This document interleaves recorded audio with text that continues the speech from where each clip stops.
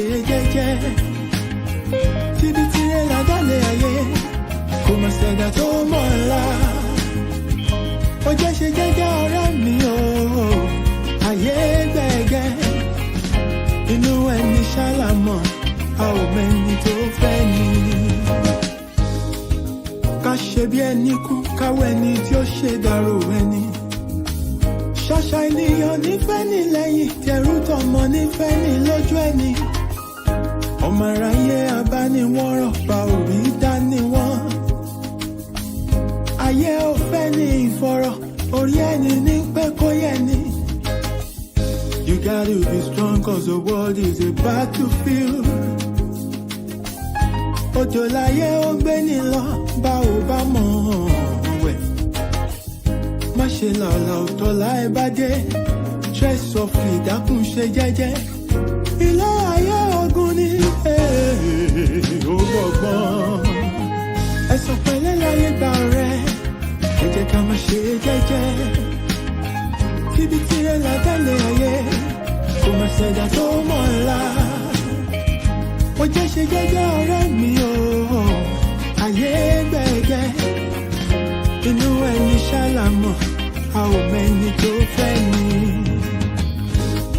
Ṣẹ̀rántí a ò mẹ́rin ìjọba ẹ̀wẹ̀kú ẹ̀wẹ̀lẹ̀. Àwọn lọ́tẹ̀ ni wọ́n dìde wọn lájànà kó lè rínú gbọ́gbé. Àṣenìtàn bá ní ìdàrú ṣálọ̀ máa ráyé. Àwọ̀ fẹ́lẹ́ bòónù kò jẹ́ àríkùn má ṣe bí. You gotta be wise to survive and keep your sanity. Ọjà ọ̀dájú ní ilé ayé, o ní láti mọ̀ ọ́n rà. Àyàgbé ọ̀gẹ̀gẹ̀ tó bá ti lówó, ọ̀yàn òun ló wà lọ́jọ́ ogún dé. Ọwọ́ epo láyé ńlá, wọ́n kì í lá tẹ̀jẹ̀. Ara lámọ̀ á ò mọ́nú, ẹni ayé yẹ kó rọra ṣe. Ṣọ́ra, ṣọ́ra.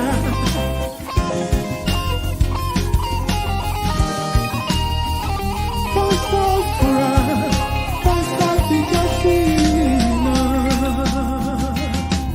Ẹ̀sùn pẹ̀lẹ́ láyé gbà rẹ̀, ẹ jẹ́ ká má ṣe jẹ́jẹ́ o. Tíbi tirẹ̀ ládàlẹ̀ ayé, kò má ṣẹ̀dá tó mọ̀ ńlá. Ó jẹ́ ṣe jẹ́jẹ́ ọ̀rẹ́ mi o, ayé gbẹ̀gẹ́ o. Inú ẹni ṣálámọ̀, a ò mẹ́ni tó fẹ́ ni.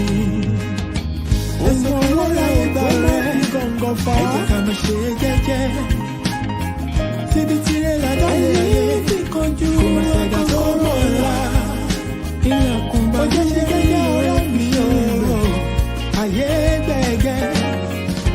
Inú ẹni ṣálámọ̀, a ò mẹ́ni tó fẹ́ ni. Ẹ̀sùn pẹ̀lẹ́ láyé gbà rẹ̀, ẹ jẹ́ ká má ṣe jẹ́jẹ́. Ọ̀rẹ́ mi ṣòwò gbà ládàlẹ̀ ayé, àgbà tó ti ti tó tó ńlá yòókù lọ́gbọ́n. Ó jẹ́ ṣe jẹ́jẹ́ ọ̀rẹ́ mi o, ayé gbẹ̀gẹ́. Inú ẹni ṣálámọ̀, a ò mẹ́ni tó fẹ́ ni. Ẹ̀sùn pẹ̀lẹ́ láyé gbà rẹ̀, ẹ jẹ́ ká má ṣe jẹ́jẹ́. Ikú pàlà mi ti ọ̀rọ̀ lọ́dọ̀ ògiri àgbèrè tó wọ́n ti fi gbogbo bàjọ́ra ìmọ́lẹ̀. Ó jẹ́ ṣe jẹ́jẹ́ ọ̀rẹ́ mi o, ayé gbẹ̀gẹ́. Inú ẹni ṣálámọ̀.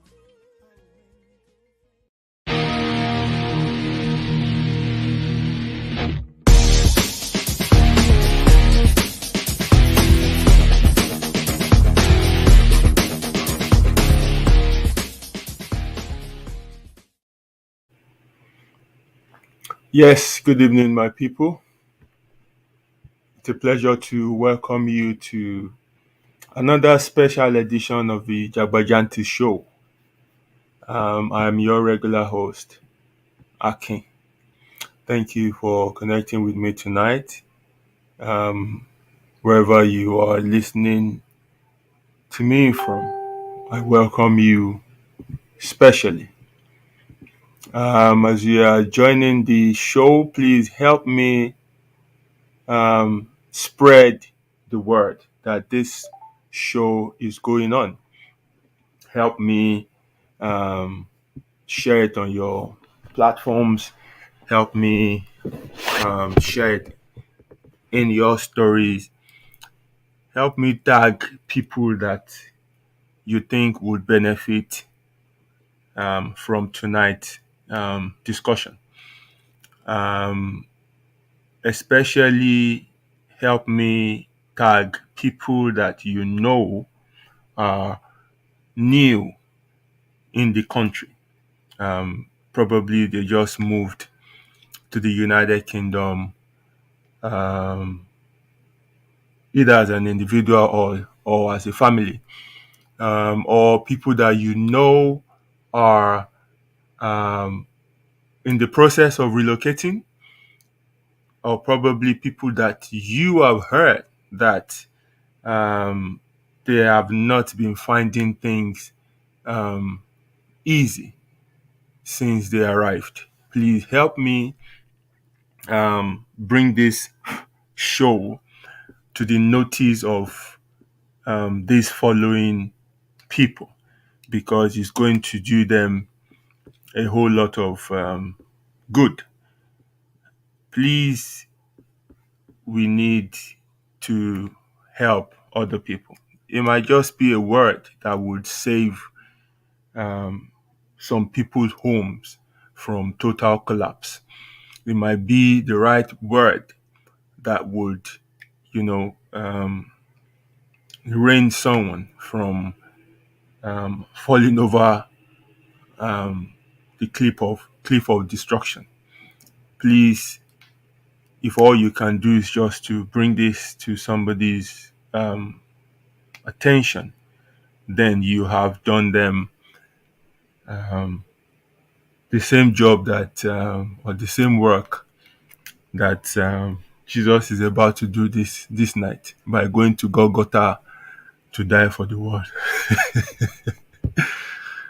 Yes. As you are coming in, please let me know where you're joining me from. Just drop a message. Signal mi ò fẹ́ clear lálẹ́, so mi fẹ́ mi sí too much nínú ẹ̀mí láti lè máa mọ àwọn olówọlé. So please help me tonight by just dropping a word to say yes. Mo ń kí yín lápá bí o, mo ń kí yín lápá bí o, and I would welcome you specially. Ẹ̀gbọ́n ẹ̀kalẹ́ o, ṣé wà dáadáa. Very unusual to have you as the first as the first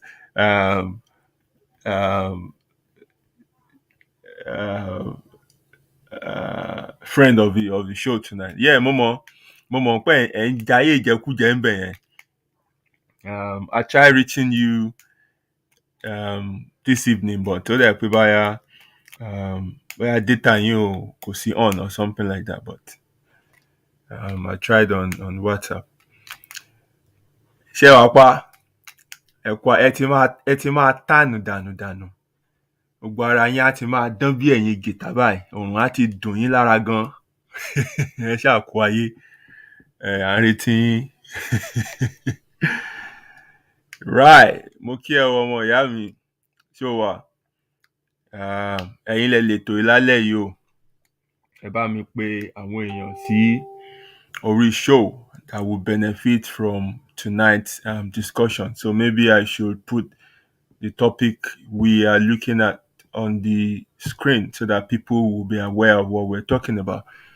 Tonight we'll be discussing about relocating abroad, what to expect, and helpful guides that would help people to adapt. So please invite as many people as possible to please connect. Bẹ́ẹ̀ ni ẹ̀gbọ́n, ayé dùn jẹ jù yà lọ.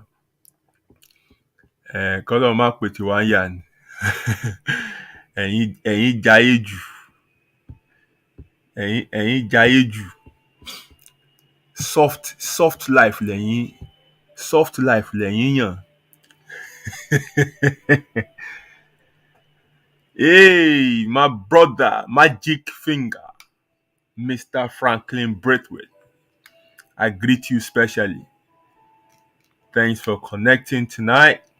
As usual, you're regular on this show, even though, sometimes you just be in one corner, just be listening quietly. But once in a while, um, you let me know uh, of your presence. Thank you very much, brother.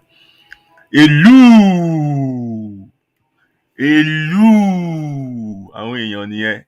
How are you doing, my brother? It's a pleasure to have you on the show. I know there is a lot for you to document from this show tonight, and it will it will add to your portfolio of information that you can put out for people. So it's a pleasure to have you on board. Ṣé àwẹ̀ ń lọ? Ṣé kò gbómi jù? Ọlọ́run á kà á kúnṣẹ́ o. Ẹ gbà ládàá ń díẹ̀ o. Yes, I think we can get on straight away into the show. Okay, no problem, ẹ̀gbọ́n. Ẹ máa yí mọ́. Right, so let's get straight into the show, and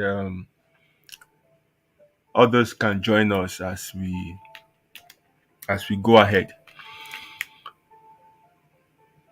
The discussion is relocating abroad, what to expect, and helpful guides to adapt. First and foremost, as we all know, mo kí yín ìyá mi o, ṣé wà dáadáa? Happy birthday lánàá. Bó tẹ̀ jẹ́ pé ẹ send cake sí mi, but mi ì fi ṣèbínú. Àṣeyí ṣàmọ̀dún o. Ìwòyí ọdún tó ń bọ̀, ibi gíga láyé yín o. Ẹ máa tẹ̀síwájú o, ẹ dẹ̀ ní fàìsàn ló gbà o. Mo kí yín púpọ̀. Right. The state of our nation, and when I say nation, I mean our country, Nigeria, has made so many people to consider living, because ibẹ̀ yẹn ń gbóná. So people are living as individuals, people are living as a family, and some make good plans in terms of living. They plan it very well, and some are just like, I don't care, anywhere or just that country. And it's not like people are living in small number, they're living in droves, and two main destinations that I know that many of them are heading towards are Canada and the UK. So Canada used to be like, yes, the main focus, because it's quite straightforward, though a lengthy process, but it's clear once you can score the necessary points. There's some sort of guarantee. But over time, since the pandemic, it has kind of slowed down, and they're not processing visas anymore, and people are just left there in the pool. As such, people have started shifting their focus to the United Kingdom. It used to be the UK, a few years ago, but people stopped for a while because there are certain changes in the law that made it impossible for people to have like a plan towards settlement. As such, people started looking at other countries. But since that law has been changed, and people could come through the student route, and from there they could get the post-study work visa and then move to other things. People have been coming back to the UK again. Now, I am not against relocating. In fact, I am pro relocating because I strongly believe that if where you are, it's not working for you, you have every right to get up your ass and go find somewhere else to make success of yourself. The country where you were born, it's not your choosing. The family you were born into was out of your control.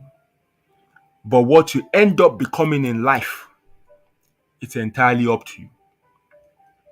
So, ṣì ayé wá, o lè ṣìlú yà ni. And it's unfortunate that we're even having this discussion. Because tó bá jẹ́ pé rat is sounding like rat and bird is sounding like bird nílùú wa, kò sí nǹkan kan tó yẹ ká wá ṣe níbí. Gbogbo rẹ́dẹ̀rẹ́dẹ́ tójú wa ń rí àti gbogbo nǹkan tá à ń là kọjá ẹ̀ kò wọ́ ọ̀tẹ̀. Ṣùgbọ́n wọ́n ní gbogbo orílẹ̀-èdè péjọ. Ó sọ fún Olódùmarè pé wòlú yìí gbogbo nǹkan tó ń fún wọn ńlẹ̀, ó fún wọn ní wẹ́dà tó dáa, ó fún wọn ní nǹkan àlùmọ́ọ́nì, ó fún wọn everything. Ó fáwa ní nǹkan kan náà. Wọ́n Olódùmarè sọ pé ẹ̀yin ẹ má worry, ẹ máa wo lórí tí mo máa fún wọn. So we have everything to make us comfortable, to make us live in comfort. But we have cursed leadership. And as such, ó wá jẹ́ kí ilẹ̀ wa dàbí aṣálẹ̀. Ó jẹ́ kí ọ̀run wa, the heavens over us, to be like brass. Gbogbo nǹkan wá le koko. And it is for this reason that èmi náà palẹ̀ ẹrù mi mọ́, mi ti ẹ̀ yarun tí mo fi débí. And several others too have made that move. So everything you will hear me say tonight is not to discourage you from, especially for those who are in the process of making such a move, is not to discourage you. Rather, it's to help you build the right mindset to be able to survive when you get here. And for those who are already here but are finding it a bit tough, it will also help you to know, what are the things you need to do, where you need to make adjustments. And for those that are just fresh off the boat, tó yẹ pé wọ́n sì ń ṣe bí honeymoon, this will help you to know what lies ahead of you. And it's nothing to scare you or anything. It's just to keep you grounded, to take it like an eye opener. Kò lè mọ̀ pé iṣẹ́ wà níwájú ẹ̀ láti ṣe.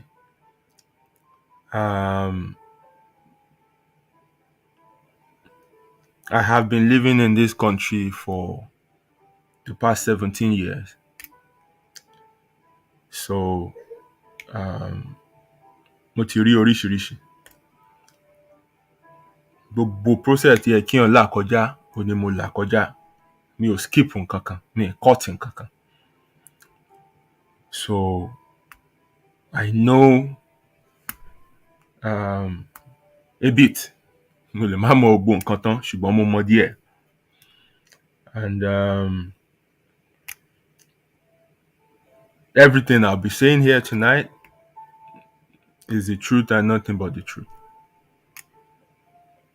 From my own personal experience and from things I witnessed happening around me. So, me dẹ̀ ní parọ́ for anybody. Some pictures I'll be painting might be grime, but that's just what it is. Sí ń bi tó ti ń de nàpí fún ọmọ ajá. Bí nǹkan bá ṣe rí ni mo ṣe máa sọ. So I want you to listen with an open mind. The reason why I decided to discuss this issue is because many people are living the country where they think things are not working. They have high hopes to come here and succeed. But wọ́n á débí, wá dàbí pé nǹkan tún wá worse sí fún wọn. Àwọn tó wá as family their family is just breaking down anyhow. Ilé kan dàrú right, left and center ni. Tí n bá mọ̀ rárá, between September and now, I've been involved in 4 cases.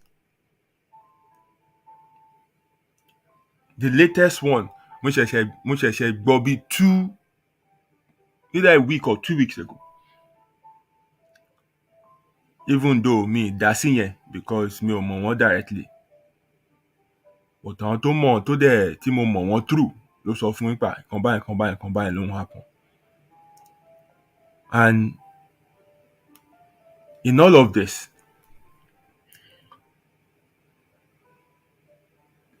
there are similarities in what is going on within these families. They're all new and things are just falling apart. As in falling apart seriously. So I thought, you know what? I think I need to bring this to the platform for us to talk about it, so that people who are already having issues can sit down and pick one or two points from what I would say and make amends. Àtúnṣe wà, but that is if they are willing. And then àwọn tó ṣẹ̀ṣẹ̀ ń bọ̀ náà, àwọn náà máa lè tètè adjust mentally and prepare themselves before coming in. Àwọn tó dẹ̀ ṣẹ̀ṣẹ̀ dé tán ti fẹ́ máa rìn gbèrègbèrè kiri kán tó sọnù. This is like a rallying call for them to help them back from ọ̀nà parun tí wọ́n ń lọ yẹn.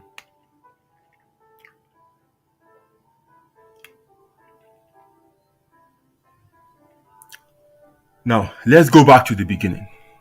Because ìbẹ̀rẹ̀ mo ti máa ń mú nǹkan kan. Mo ti máa ń mú gbogbo nǹkan. And like I said earlier, the common thing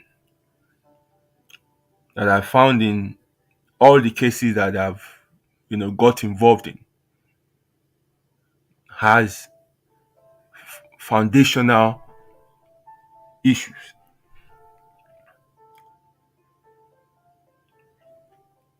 Now,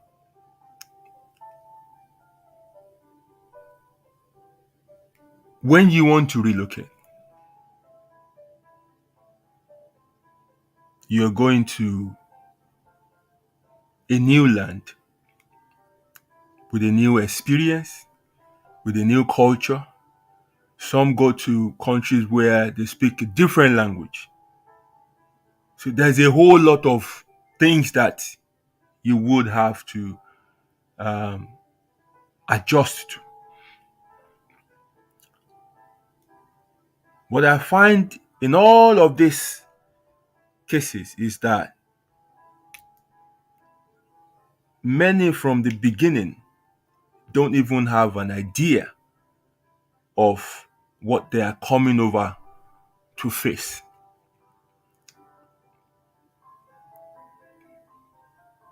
They are too excited that they are leaving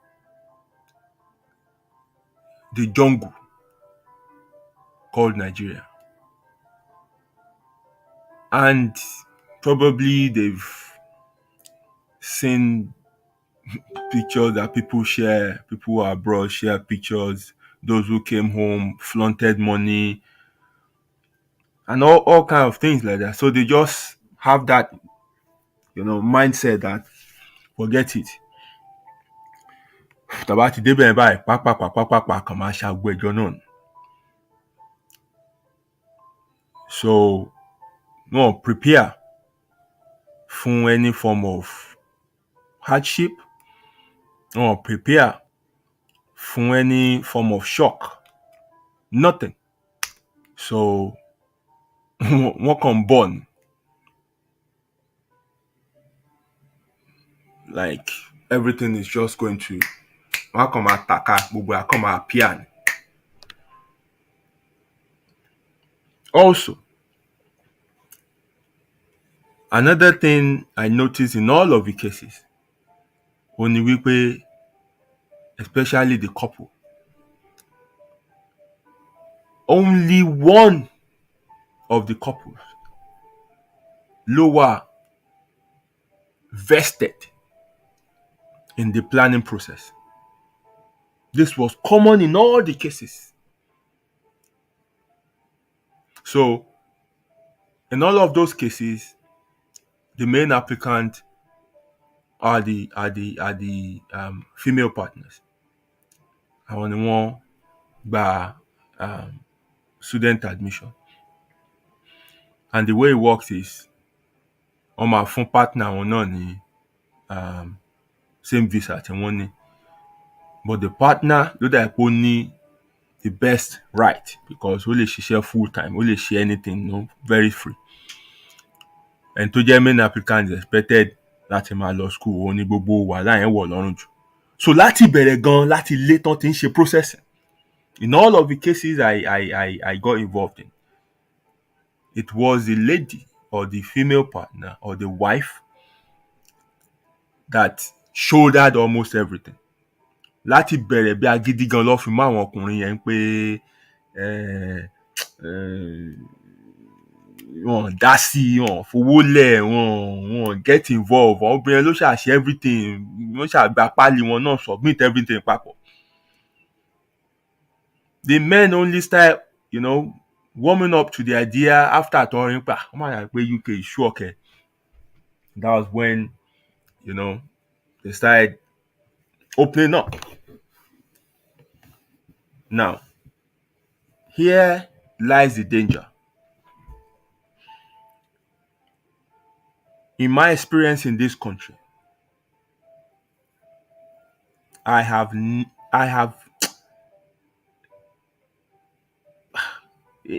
talking about my own, no, about my own. I have not come across one individual that got visa to come here on a platter of gold, on a chip, and that made a success out of it. Me, Thierry. I know many that are already back home now. Ṣùgbọ́n ṣe rá wọn tó jẹ́ pé wọ́n jagun visa wọ̀bí, that they really, really want to be here. Tán dẹ̀ ṣiṣẹ́ visa yẹn gangan tán gbà. They don't joke with it. I have friends here. I have friends in US. I have friends in Canada. Tó jẹ́ pé àjọ máa ń sun caffeine tá à ń hustle visa títí tá a fi gbà. Kò sí kankan nu wa tó flop. It shows the desire to be here. It shows you have vested interest in the journey you want to embark on. And it is that same desire that will propel you when you get here to succeed. Ṣé ráwọn tán kò jọ bí ìpọ́n tàn wá, wọ́n kájọ wá bá fìlú yẹn lè máa bọ̀ bí kankan mẹ́rin jẹ́ pé wọ́n bá wọn ṣe visa lọ́fẹ̀ẹ́, wọ́n ṣe everything. Tán bá rí simple challenge, wọ́n máa kùn ní. Èmi wà kí n gbogbo láti fi mí lẹ́mi tí mo wà gbogbo wàhálà ilé gan wa nínú wẹ́dà náà lè máa ṣiṣẹ́ báyìí. So ọ̀rọ̀ wọn dàbí ọ̀rọ̀ ọmọ Ísírẹ́lì ìgbà tán kó wọn kúrò lóko ẹrú ní Egypt. Ìgbà tán dénú wilderness, wọ́n kùn ní. Tán sọ̀rọ̀ burúkú sí Mósè. Àbí bàbá ti fi wálẹ̀ wá. Ó ti wù kórí aṣá ń jẹ 3 square meal. Wọ́n lè máa lò wá bí ẹrú wa. Bẹ́ẹ̀ náà làwọn yẹn máa sọ̀rọ̀. Ó lè má sí náà wà, but ṣá máa ní mí ládùúgbò mi wà. Wá gbogbo nǹkan tó wá ń happen bí ayé. Èmi ló ní kí lọ máa lù di arúgbó wọn. So people like that will struggle here. And some of them will earn that degree, BLLB. Bó ṣe lọ ló bọ̀. Wọn ò ní mú nǹkan kan kúrò níbí. So you must have the right mindset when you are coming. You must really, really want to be here. You must really want to make this place work. When I was leaving and we got to the airport, my mom asked me, ṣé wọ́n wá dìgbà ó báyìí? And I said to her, kàkà kọ́mọ fìṣẹ́ wọ̀lú, a fi ọjọ́ kún ọjọ́ ẹ̀ lẹ́yìn odi ni. And she just breathed. That's all I said. And what that means is, kò lọ́jọ́ kò nígbà. If I don't make a success of myself, ẹ má retí mi. And after they have all left me, tó kù èmi nìkan tá ti check and everything, I said to myself, ọ̀gbẹ́ni, mo ń lọ bẹ̀rẹ̀ nílẹ̀ pẹ̀pẹ̀ ni o. We're going to start from the scratch. Kò sí gbéraga, kò sí anything. Gbàgbé ibi tó ti ṣiṣẹ́ rí, gbàgbé nǹkan tó kà, gbàgbé nǹkan tó mọ̀. You are going back to the beginning. Láti ilẹ̀ pẹ̀pẹ̀. I said that to myself.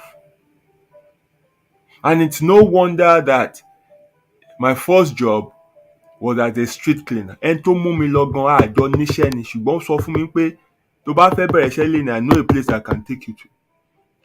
Mo ní wọ́n kọ́ wáyé tó wá ṣe, ó lóun prefer kóun jẹ yẹ̀pẹ̀ ju kóun ṣiṣẹ́ yẹn lọ. But because mo ti ready láti bẹ̀rẹ̀ láti ìpìlẹ̀, kò sí nǹkan kan tó ń jójú tì mọ́. In fact, when I was leaving Nigeria, the last person I told about my intention to leave, he called me to a meeting, lálẹ́, and he said to me, don't you think you are leaving certainty for uncertainty? And I said to the man, I said, with all respect, sir, I've tried certainty, it didn't work. I have nothing to lose if I try uncertainty. That was the mindset I brought into this country. And with that mindset, there is nothing that can stand in front of you that you will not push and push through. I'm telling you. Because ó ti humble ara ẹ̀, which is what this country will do for you. The first thing it will do for you when you arrive, it will humble you. Ṣùgbọ́n tó bá ń bá aṣagídí tó fẹ́ rẹra ẹ̀ sílẹ̀, wá jẹ sánbẹ̀yà, ọ̀nà á dàrú mọ́ ẹ lójú. So, many of these men also at the point they were coming in felt too big for the journey they are making. Màá kàn bá yín lọ, bá kàn ti débẹ̀ màá máa padà bọ̀ ní tèmi, mi ò lè dúró síbẹ̀ yẹn gangan, ká máa wò náà and stuff like that. It's a bad move to have two people who are going in different direction in the same car. So while the wife is well focused and ready to have a go, the guy is neither here nor there. No wonder tí wọ́n débi tán tí problem wà. Problem dem máa wà because ẹni tí ó ní visa láti lè ṣiṣẹ́ uncountable hours gangan ló ń ṣorí kunkun yìí. After all, ló ń lọ school, kó lọ wọ́wọ́ school. When you start having thought like that, when you have a mindset like that, you cannot succeed. Ẹ máa ní problem. So for those who are about to come, whether as an individual, you must ask yourself properly, do you really want to make this trip? Is this what you want? And you must be well fortified mentally to embark on the journey, because it's not an easy journey. As we proceed in the show, I will break down some of those things you will encounter. Àwọn tó bá ń wájú ẹ là kọjá. So kì í ṣe pé báyà ó ti ẹnìkan ló dá yàtọ̀. No, it's the system.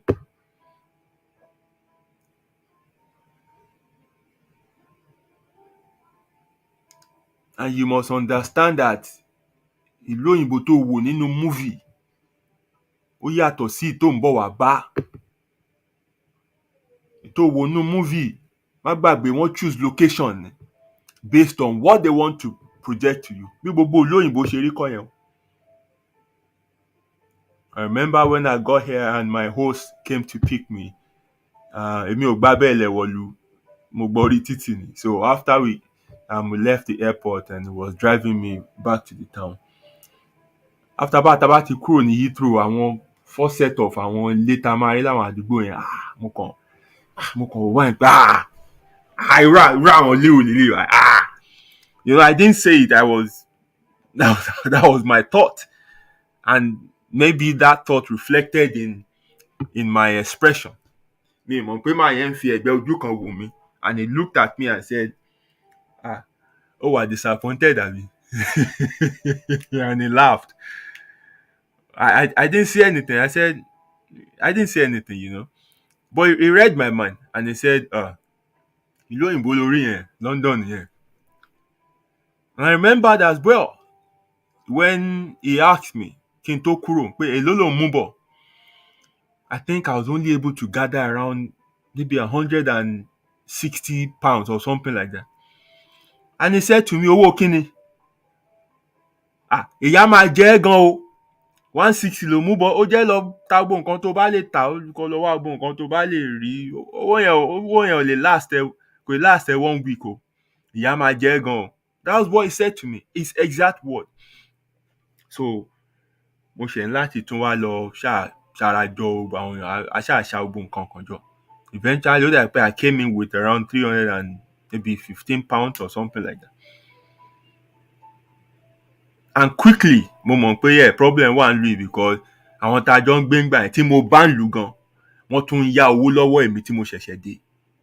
That was when I knew pé wàhálà wà ń bí. I had a list of people that have been here ahead of me tí mo kọ orúkọ wọn pé mo dẹ̀ wo iye ọdún tó ti fi wà ń bí, mo kọ síwájú ẹ̀ pé eléyìí ti wà ń bí, tí n bá ti pè báyìí ó yẹ kó lè fún mi báyìí, ó yẹ kó lè fún mi báyìí. Mo ti kọ iye tí èèyàn kọ̀ọ̀kan máa fún mi síwájú orúkọ wọn. àǹtí kan tiẹ̀ wà di ọ̀la mo ti wà ń lu 17 years nísìnyí dọ́là mi ì gbúrò wọn mọ́ because tí n bá ti pè wọ́n weekend lọ́ máa dá fún mi ìgbà tó yá mo change orúkọ wọn sí weekend lórí phone I changed their name to weekend but di ọ̀la báyìí mi ì tí ì gbúrò wọn. So from list tí mo kọ yẹn àti gbogbo wọn bá fún mi ló mo ṣe kọ yẹn ó yẹ kí n rí nǹkan bá bíi 300-400 pounds.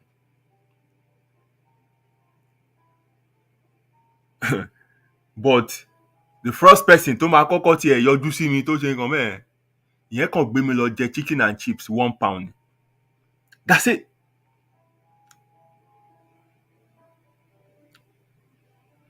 The next person tó fún mi jù nínú gbogbo wọn tó wá kí mi tó ń pa ó kàn ń bí 20 pounds mọ́ mi lọ́wọ́. Ìgbà yẹn mo mọ̀ pé problem wà nílùú yìí. Quickly àwọn kìíní ẹ̀ ti ń send the signal sí mi pé oh boy sún ṣòkòtò ẹ̀. Now self-sponsored student tí wọ́n á lè mi owó school 7,950 iṣẹ́ tá a rí £5.5 an hour. Ẹ jọ̀ọ́ ẹ bá ń gbé calculator àti bírò jáde báwo ló ṣe máa pé. Ìgbà yẹn mo mọ̀ wípé ṣẹ́gẹ́ ó ti wọ one chance. But I said to myself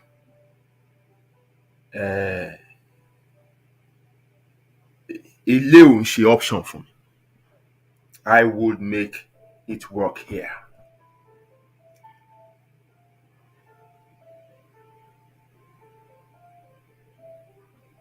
So before you make that move,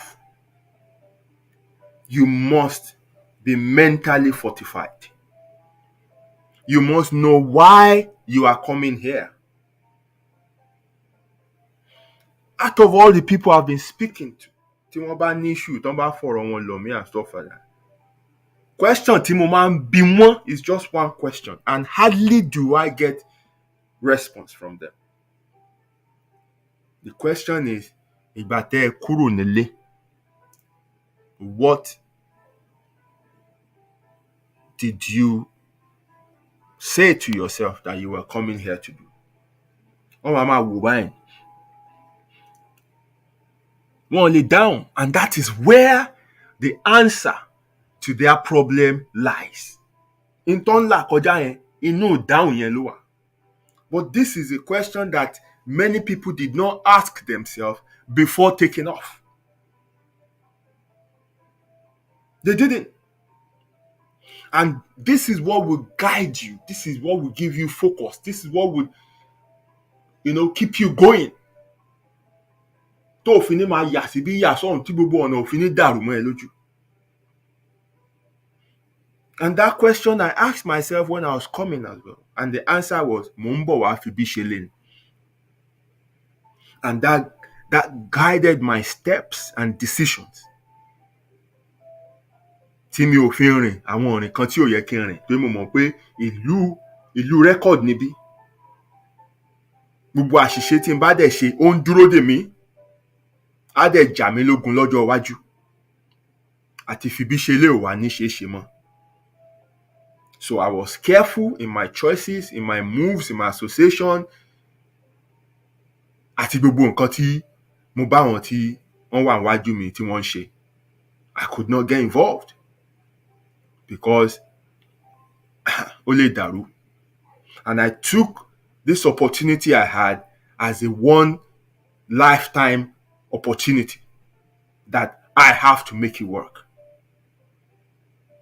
So I was laser focused in my journey. I proposed to take that slow, torturous path, the long route on mo take. So, and I know what that journey entails. I know what that route involves. It's not for the faint-hearted. It is not. And you can hear from my own story that I've shared on this platform. It nearly consumed me as well. It nearly consumed me. So um, when I met my madam as well, this also guided me because she comes and goes. She doesn't want to stay here, and so when I finished uni, she said, "Oh yeah, wàá kú máa bọ̀ nílé ńgbà yẹn kí wọ́n bẹ̀ wáṣẹ́." Mo ní ẹ má bàa mi wáṣẹ́, mi ò lọlé, ibi mo fẹ́ wà. And I told her point blank, if you're not ready to settle here, then you should part ways. She said, just like that. I said, yeah, just like that. Because mi ò fẹ́ pínlé sí méjì. O ò ní jára bí o ní jára òun. Àwọn ọmọ gan ò ní jára bí wọn ò ní jára òun. Problem á máa wà. Wàá wà lọ́run á máa pè pé àwọn rí mi tí mo sìyàn kan lọ bus stop. Wọ́n rí mi tí mo fọwọ́ kọ̀yàn kan lọ́rùn. Ọwọ́ mi wà ń bàdí èèyàn kan. Gbogbo nǹkan kan mẹ́rin. I'm not ready to deal with that. So stay here and see those things yourself. I was able to make that decision because I had clarity in my journey. And thank God I was able to convince her. Today we are reaping the benefit because we are all settled. Even few times, mo máa ń tì sẹ̀ gan pé ìwọ náà wọ hospital tó bímọ sí. Odidi yàrá ló máa ń fún wọn nìkan tó bí gbogbo ọmọ sí. Tó bá pélé ló wà nísìnyí, àwòrán náà wà lára àwọn tó ń bímọ sí corridor. Kò láti ìgbà yẹn sísìn kò sí nǹkan kan tó change. And she will laugh and look at me in certain way. We just joke about it because when we made that decision, it was hard. It was tough because we didn't even go through the easy route. We went through the hard route. Such that immediately after our wedding, she was able to join me. Àjọ padà gan ni. So kì í ṣe pé bá mo sì fílẹ̀ àtijọ́ pa because àti mú ẹkún wa sùn jìnnàjìnnà. Àti plan ahead. And everything worked. And immediately we came, a bẹ̀rẹ̀ sí kópa. Just to ensure that we find a fit within the system. So I'm putting my own personal experience into it just to add flesh to the point. So that you will know the essence of this point I'm making. That you need the right foundation. You need the right mindset from the start. You need to know or tell yourself that the journey won't be smooth. It won't be easy. And you need to know why you are coming. Àwọn kan máa wá wípé àwọn kan fẹ́ sáré ṣe báyà bí oṣù mẹ́jọ kan káwọn sáré pawó and everything káwọn dẹ̀ máa padà lọ. Irú àwọn yẹn bọ́n ṣe máa ìrìn ayé wọn yàtọ̀. Wọ́n lè gbọ́jà, wọ́n lè wọ́ke, wọ́n lè wọ abọ́, wọ́n lè ṣoríṣiríṣi nǹkan because they just want to quickly gather money and go. Some of them wọ́n lè má ní plan ti padà wá mọ́ gan. Náà ìwọ tó wá fẹ́ fi bí ṣe lé tó bá lọ báwọn yẹn rìn. Onípàgùntàn yẹn ti bá já rìn báyìí. Á jẹ̀gbẹ́ ẹ̀. So òun láti mọ̀ wípé àwọn tó ń bá rìn àwọn tẹ́jọ ní the same focus ni. Because when you join when you go into partnership or into association with people that are not willing to settle here, wà ní problem. So it is very, very clear and essential that you know what you're coming here to do. You have the right mindset that it's going to be a hard journey. And you are well prepared for it mentally. And for couples who are coming, ẹ sọkúnná kẹ́ tó gbéra. If it's a husband that is planning and the wife doesn't want to come, don't force her to come. Ẹ máa ní problem. And if it's the wife that is planning and is asking the husband to come and is doing tiko, don't force him to come. Ẹ máa ní problem. Because the fact or the mere fact that both of you don't share the same vision and focus, ẹ máa ní problem. Fact ni mo ń sọ fún yín. Because ó yẹ kẹ́ ẹ fi ọlá ara yín mí ni. Tó bá ti ń rẹ lé, ó yẹ kí lè gbé yẹn sábíyá pé ó yá já máa nìṣó. Tó bá ti ń rẹ yẹn náà, eléyìí náà ti gather strength. Á tún fi gbé yẹn náà sábíyá pé ó yá máa nìṣó. So both of you must be invested in the process from the start. Both of you must be willing to come and be ready to to face the system, because it's the system you are coming to face here. It is the system you are coming to face. And I'll break that down as we proceed in the show. But I need to really, really emphasize the foundation, because ibẹ̀ ni mo rí major problem tí ó wà nínú gbogbo àwọn ọ̀rọ̀ tí mo dá sí yẹn. Inú ìpìlẹ̀ yẹn mo rí ń pò wà. Bí ìpò kan kò take it serious. So wọ́n ṣàwọ́ra wọn débi. Tí tó take it serious yẹn, every little challenge báyà ó máa amplify ẹ̀ ni. Ó máa padà kí n gbogbo eléyìí òun máa lọ o. Ẹ máa fi ó máa fi threaten ẹnì kejì. You won't succeed. So ó better kẹ́ ẹ sọ́kún náà kẹ́ tó kúrò nílé. Ṣó lọ, ó dẹ̀ ready àti dúró, ó dẹ̀ ready àti ṣiṣẹ́. There must be clear understanding, otherwise you will have problem here. Now, the first thing that you will face when you get here is what I call the culture shock. And when I say culture, I don't mean by one who have been watching on conveyor. No, I mean the way of life here. And the culture shock, Timo Soye, it's like an umbrella. There's so many things underneath it. Timo Ma Fayo. I might not be able to talk about everything, but I'll mention the key things that you will face. And so the first thing under that culture shock is, how do you adapt to the work-life balance? You see, for those who are coming from a position where they have how do I put it? They have people around them back home who does things for them. So buy one lawnmower, one driver, one cleaner, one don't touch you more and stuff like that. When you get here, so fún àṣírí á tú o. Àṣírí ẹ máa tú gan. Wà tọ́ bọ̀ díẹ̀ báyìí wà gbóòórùn ẹ̀. Because you look around you, ò ní rí nobody o. Wà ráwọn èèyàn ṣùgbọ́n ò rí èèyàn. Because everybody, ojú wọn wà níbi táwọn náà ti ń ṣe kíni, tó ti ń jagun tí wọ́n lọ ni.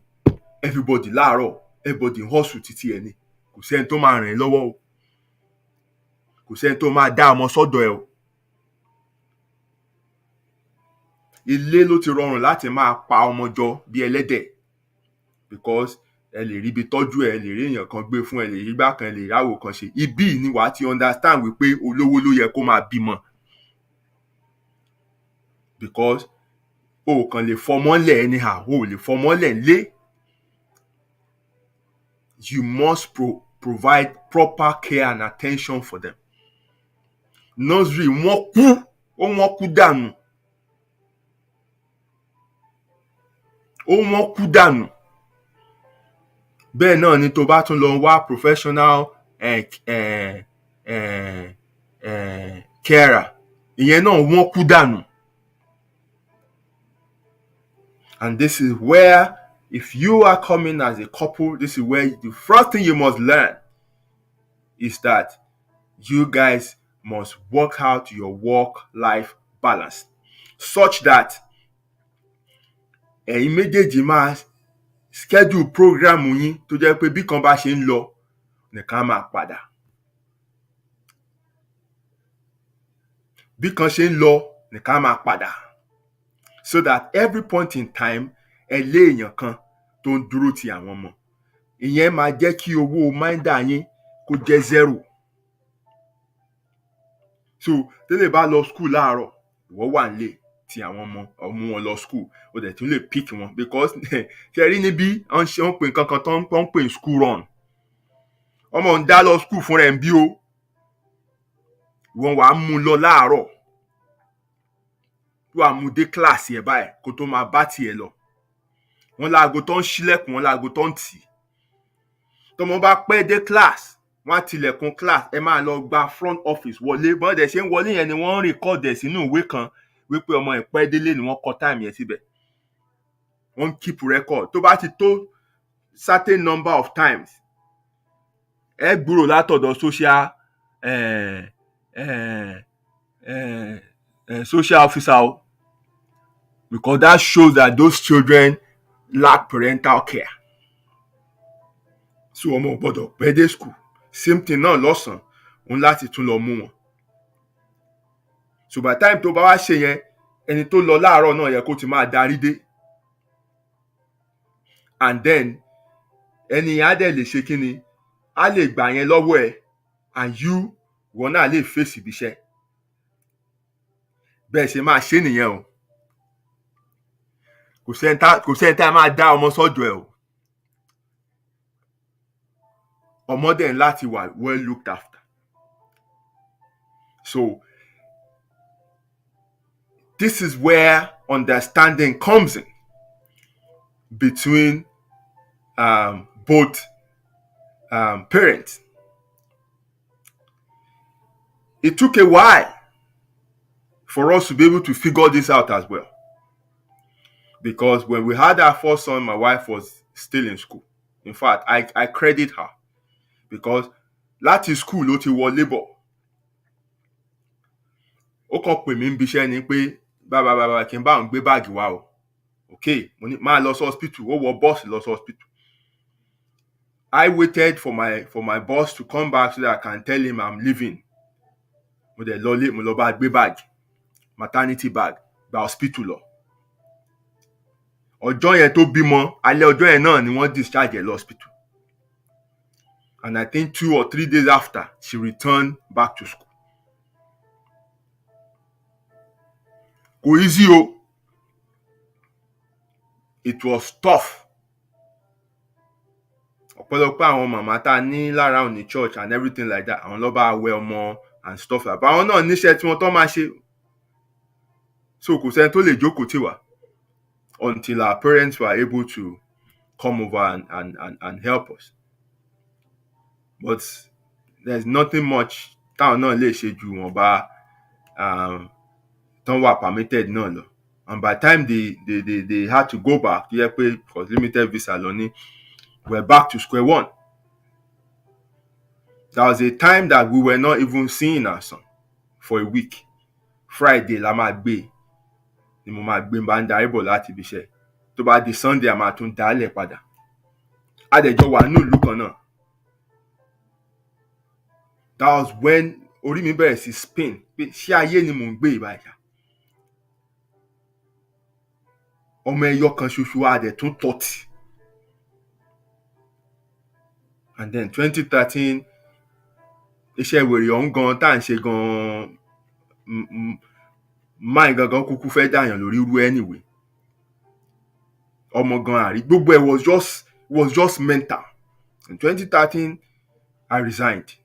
Láì níṣẹ́ mi láì nẹ́fẹ̀tì but mo kàn tiẹ̀ kọ́kọ́ fẹ́ tọ́jú home front náà. Because I realized my son was now starting nursery. Wọ́n dẹ̀ ní àti kékeré lọ ti ń pẹ̀kan àrókò. Tó bá dàgbà tán, kó má máa béèrè ẹbọ lọ́wọ́ ẹ̀ ni. Àwọn ìwà tó bá ti mú láti kékeré, láti nursery, tẹ́ ẹ̀ bá ti tètè gbà lọ́wọ́ ẹ̀, problem ni o. So, àwọn mú tọ́ ìwálé, ó mú gbá kankan bẹ́ẹ̀, bó ṣe máa mú nǹkan ní nǹkan. So, you have to, it needs your presence to be there. This is a responsibility you can't commit into the hands of the minder. Because minder kan wà kó kàn bá yín mọ́mọ́ kó dẹ̀ look after oúnjẹ tó mọ́ máa jẹ náà iná lẹ́sẹ̀ tẹ́ gbé fún minder. So kò ṣe anything, ọmọ Yorùbá máa jalè, kò bá máa ti ọmọ ọdún méjì máa fagbó, kò sí tó kan minder ń bẹ̀.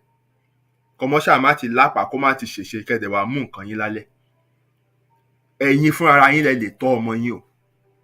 And if you are not there, you can't do it. Then quickly, mo rí pé wà. Ó bá tẹ̀ sọ pé kílé tẹ̀ ráyè tọ́mọ gan aláàlọ́ wáṣẹ́. Okay, tó bá di parí oṣù owó ọ̀ǹda, owó ti lọ. So it's either my whole salary or my wife's whole salary goes to the minder. Because ìgbà tó yà ń lo minder ládùúgbò wa. So owó ọ̀ǹgan ò dúró sọ́wọ́. Ó ti padà sọ́dọ̀ minder wọn gbà ẹ wá kíní yóò fẹ́ make sense. And then there are times when even the minder àárọ̀ ọjọ́ yẹn gangan ló máa sọ fún wa pé àwọn wà available. So there was a time we had 3 minders. Ìgbà tó yá, ìkan sick, ìkan kó kúrò ládùúgbò, ìkan gan fúnra rẹ̀ lóyún. Àwa ní minder. Ìgbà mo wá ń pè wàhálà wà. So it's essential that you figure out this work-life balance. Until 2018, ẹ̀wọ̀n pé mo ti sọ̀rọ̀ àjò mi fún yín, mo ṣe dá gbogbo nǹkan lẹ̀ láti 2016 títí bẹ̀rẹ̀ sí understand so many principles. 2018 ìgbà tí mò ń tún ayé mi tò, tí mo bẹ̀rẹ̀ sí implement gbogbo àwọn nǹkan tí mo ti kọ́ from 2016. Ìgbà yẹn náà ni mo ṣẹ̀ṣẹ̀ figure out that work-life balance. Look at how long it took me.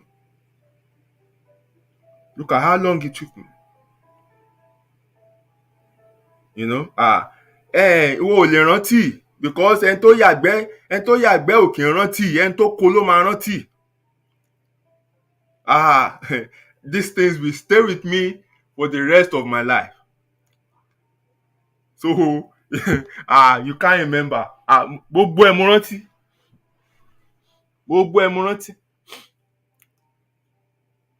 Ìrántí àjọ kan báyìí tó ń lọ iṣẹ́ tí mo pẹ̀ pé bó ṣe ń lọ ẹ̀rọ àwọn ọmọ yẹn máa wà nílé tó padà láàárọ̀ ọjọ́ tí minder ti sọ fún wọn pé òun wà available mọ́. Ìwọ dẹ̀ ti gbápò kọ àbí àǹtí ẹ̀ ò ti ń lọ ibiṣẹ́. You know, it's crazy. It is crazy. So it requires the cooperation of both of you to really want to make it work. So èèyàn kan ò ní káwọ́ gbéra. If you are used to that life back home, tó jẹ́ pé I'm talking to the men now, that you don't get yourself involved in anything. Driver wà, ọmọ ọ̀dọ́ wà, wàá kàn lọ ibiṣẹ́, wàá kàn padà, òun gbé bí Ọlọ́run. Tó bá débi ìlú máa humble ẹ o. Wàá ti bọ̀gí o.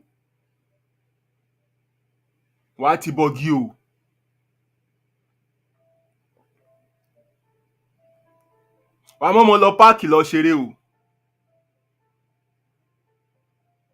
Wàá mọ́mọ́ lọ school o. So máa better kó tètè change mindset ẹ. Because you will have to do these things. And you will still have to work and earn a living. So the two of you have to figure this out. Àìjẹ́bẹ́ ẹ máa ní ìṣù gidi. Wọ́n bá ń pariwo ẹ fètò sọ́mọ́ fètò mọ́ kò lè yé yín bí tẹ́wàá yẹn. Níbi ààyè ẹ̀. Àfáà mi, wọ́n á ti pram o. Wọ́n á ti bọ̀gí. Wọ́n bí ẹ dáa, wọ́n á ti bọ̀gí o. And also, bó ṣe cheat ọmọ ní ilé tó ti wá, òfin ò fààyè gbárù ẹ̀ ń bí o. Àti ṣánmọ́ǹdì lásán tá a wọ wàhálà o. Akàn fọ́mọ lábàrá ń dì pé behave. A wọ wàhálà o. So wàá ń láti change a whole lot of things about how you used to live there. you would have to change to be able to function here. Àìjẹ́bẹ́ẹ̀ má wá. Tó bá dẹ̀ ti wá tó jẹ́ pé àwọn nǹkan tó nira fún ẹ tí ilé yín fi ń gbóná nìyẹn, you have to change. Ìwọ nìkan kọ́ ló máa kọ́kọ́ ṣe, àwa tá a wá náà ti ṣe rí, àwọn tá a bá wájú náà ti ṣe. You just have to change. Èmi ò lè forun ṣeré o, àrùn láti sùn. Ọ̀gbẹ́ni, wàá ṣiṣẹ́ alẹ́ o. Tó bá jẹ́ pààrọ̀ níyàwó ẹ̀ ló ń fi ń lọ sí school tó dẹ̀ ń ṣe báyà part time tó ń ṣe. Ọ̀gbẹ́ni, wàá ṣiṣẹ́ alẹ́. Wàá ṣiṣẹ́ alẹ́ o. Tó bá dẹ̀ tún dé láàárọ̀, kì í ṣe pé orí bẹ́ẹ̀dì ló ń lọ o. Àwọn ọmọ ti wà ńlẹ̀ fún ẹ tó máa mú lọ school. Tó bá mú wọn lọ school tán tó padà dé ni wàá ṣẹ̀ṣẹ̀ wàá sùn. O dẹ̀ tún gbọ́dọ̀ sùn àsùnwọra because wọ́n máa tún lọ mú wọn lọ́sàn-án. Bàtà tó bá dẹ̀ mú wọn dé wà láti ṣóúnjẹ wọn ṣe everything bẹ́ẹ̀ yẹn, time fún wọn láti kúrò nílé ó ti tó láti máa lọ síbi iṣẹ́. Torí pé kò sí ìsinmi. Ìyẹn gangan ló ń pè ní no peace for the wicked. Bẹ́ẹ̀ ni this is abroad. Abroad mo ń describe fún ẹ. So tó bá pọ́ ọmọ ẹyọ kan lẹ mú wá bí tí àwọn parent yín lé àbáwọn family yín lé tó ń sọ fún yín pé ẹbí iṣẹ́ ní bí kejì ni ẹ jẹ́ kí orí ìtẹ̀yìn pé o. Kẹ má máa gba ìmọ̀ràn lọ́wọ́ ẹni tí ò sínú system. Kọ́ máa suggest nǹkan fún yín láti lé torí ẹ̀yin lẹ mọ nǹkan tẹ̀ ń là kọjá. Ọmọ kan responsibility kan ni o. Ọmọ kan wàhálà kan ni o. Ọmọ méjì wàhálà méjì.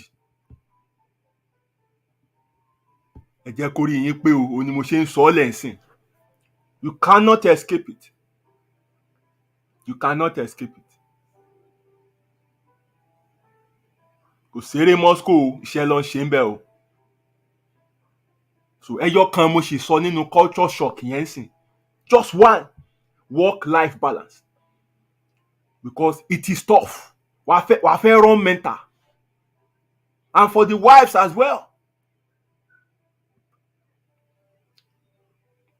Àkẹ́bàjẹ́ ó ti bàjẹ́ ńlé gbogbo nǹkan ni wọ́n ń bẹ́ẹ̀ ṣe. Ó wá débí tán àṣírí ẹ̀ wá tú.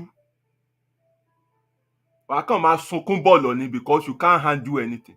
Ilé á máa rùn, ilé á dọ̀tí, ìwọ gan á dọ̀tí fúnra ẹ. Àwọn ọmọ gan rírin ṣinrìnṣin. Àwọn ọmọ gan á dọ̀tí. Because you can't do things on your own. Ìlú yìí máa expose yẹ. Ìlú yìí ó máa expose yẹ. And that is why you need to be serious. Kò sásùn para ń bí. School tó gba visa ẹ̀ òun láti pass ẹ̀. Wàá fa assignment bàtì ẹ̀ jẹ́. Nílùú yìí Jesus. Ìwé kọ́lẹ̀ ń kàn lé. Kò sí lecture kankan tó fẹ́ lọ bẹ̀. Deadline dẹ̀ ní gbogbo ẹ̀. Submit báyìí kọ̀ǹpútà ló ń bá dì í. Wọ́n ti fi student portal ti wà ń bẹ́ẹ̀ ibẹ̀ ló máa submit assignment sí. Tó bá submit deadline yẹn wọ́n count ẹ̀ mọ́ nìyẹn. Kò dẹ̀ tó parí kan báyìí míì tún ti ń dúró. Ẹ̀mí àfẹ́ ẹ̀jẹ̀ á gbẹ, ẹ̀jẹ̀ ẹ̀ máa gbẹ. Àwọn ọmọ tẹ̀dẹ̀ kó wá náà wà ń bẹ́ẹ̀. Wọ́n á jẹun o. So ó máa better kó má join gbogbo àwọn tí ò mọ̀ túmọ̀ kí ni wọ́n feminism yẹn. Má yẹ kán dá ayé ẹrú o. Á better kó focus. Á better kó fi gbogbo àwọn yẹn lẹ̀, fi wọ́n lẹ̀. Kí wọ́n focus sí ayé ẹ̀, gbé àgbélébùú ẹ̀. Kò sẹ́ni tá bẹ́ẹ̀ gbé o.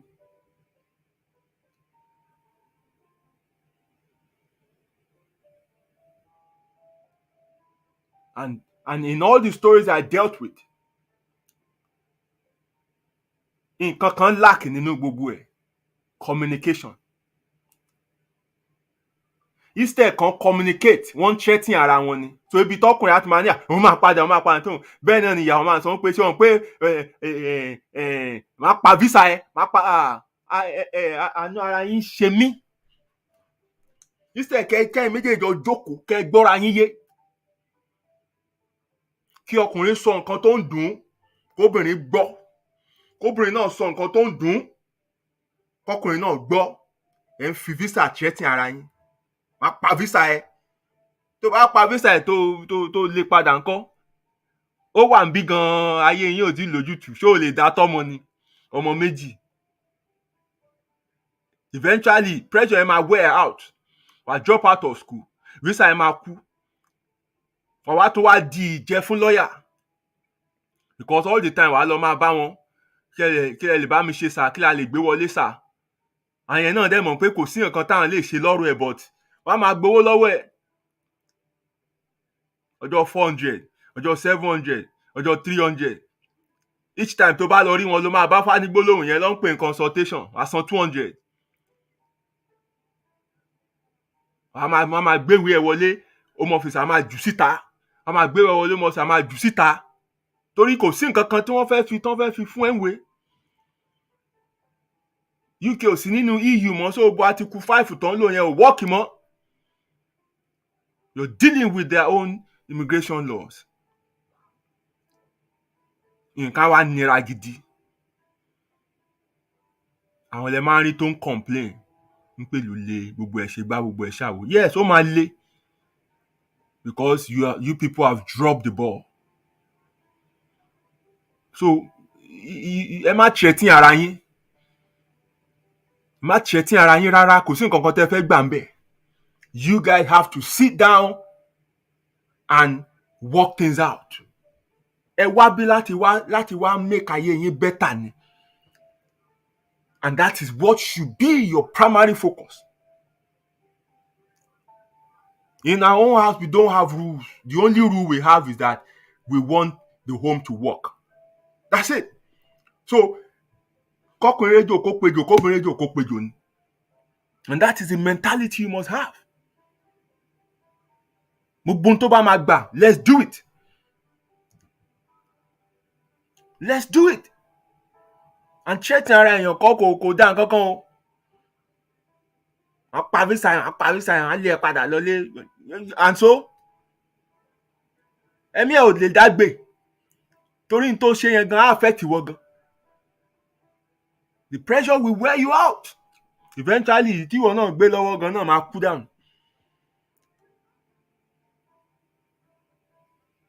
Ọ̀nkú náà tó yẹ pé kọ́ máa ti sọ méjì, wàá ti máa sọ pé àpadà.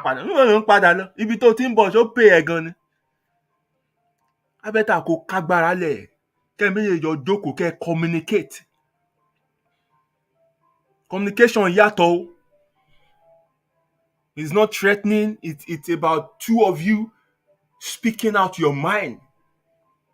And when one is speaking, the other person is receptive. Ó la ọkàn ẹ̀ láti gbọ́.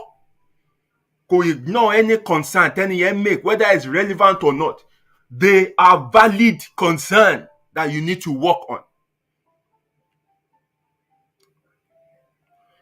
Òun náà dẹ̀ sọ tiẹ̀. Ẹ jẹ́ gbọ́ra yín yé bẹ́ẹ̀ ṣe lè work níbí nìyẹn o.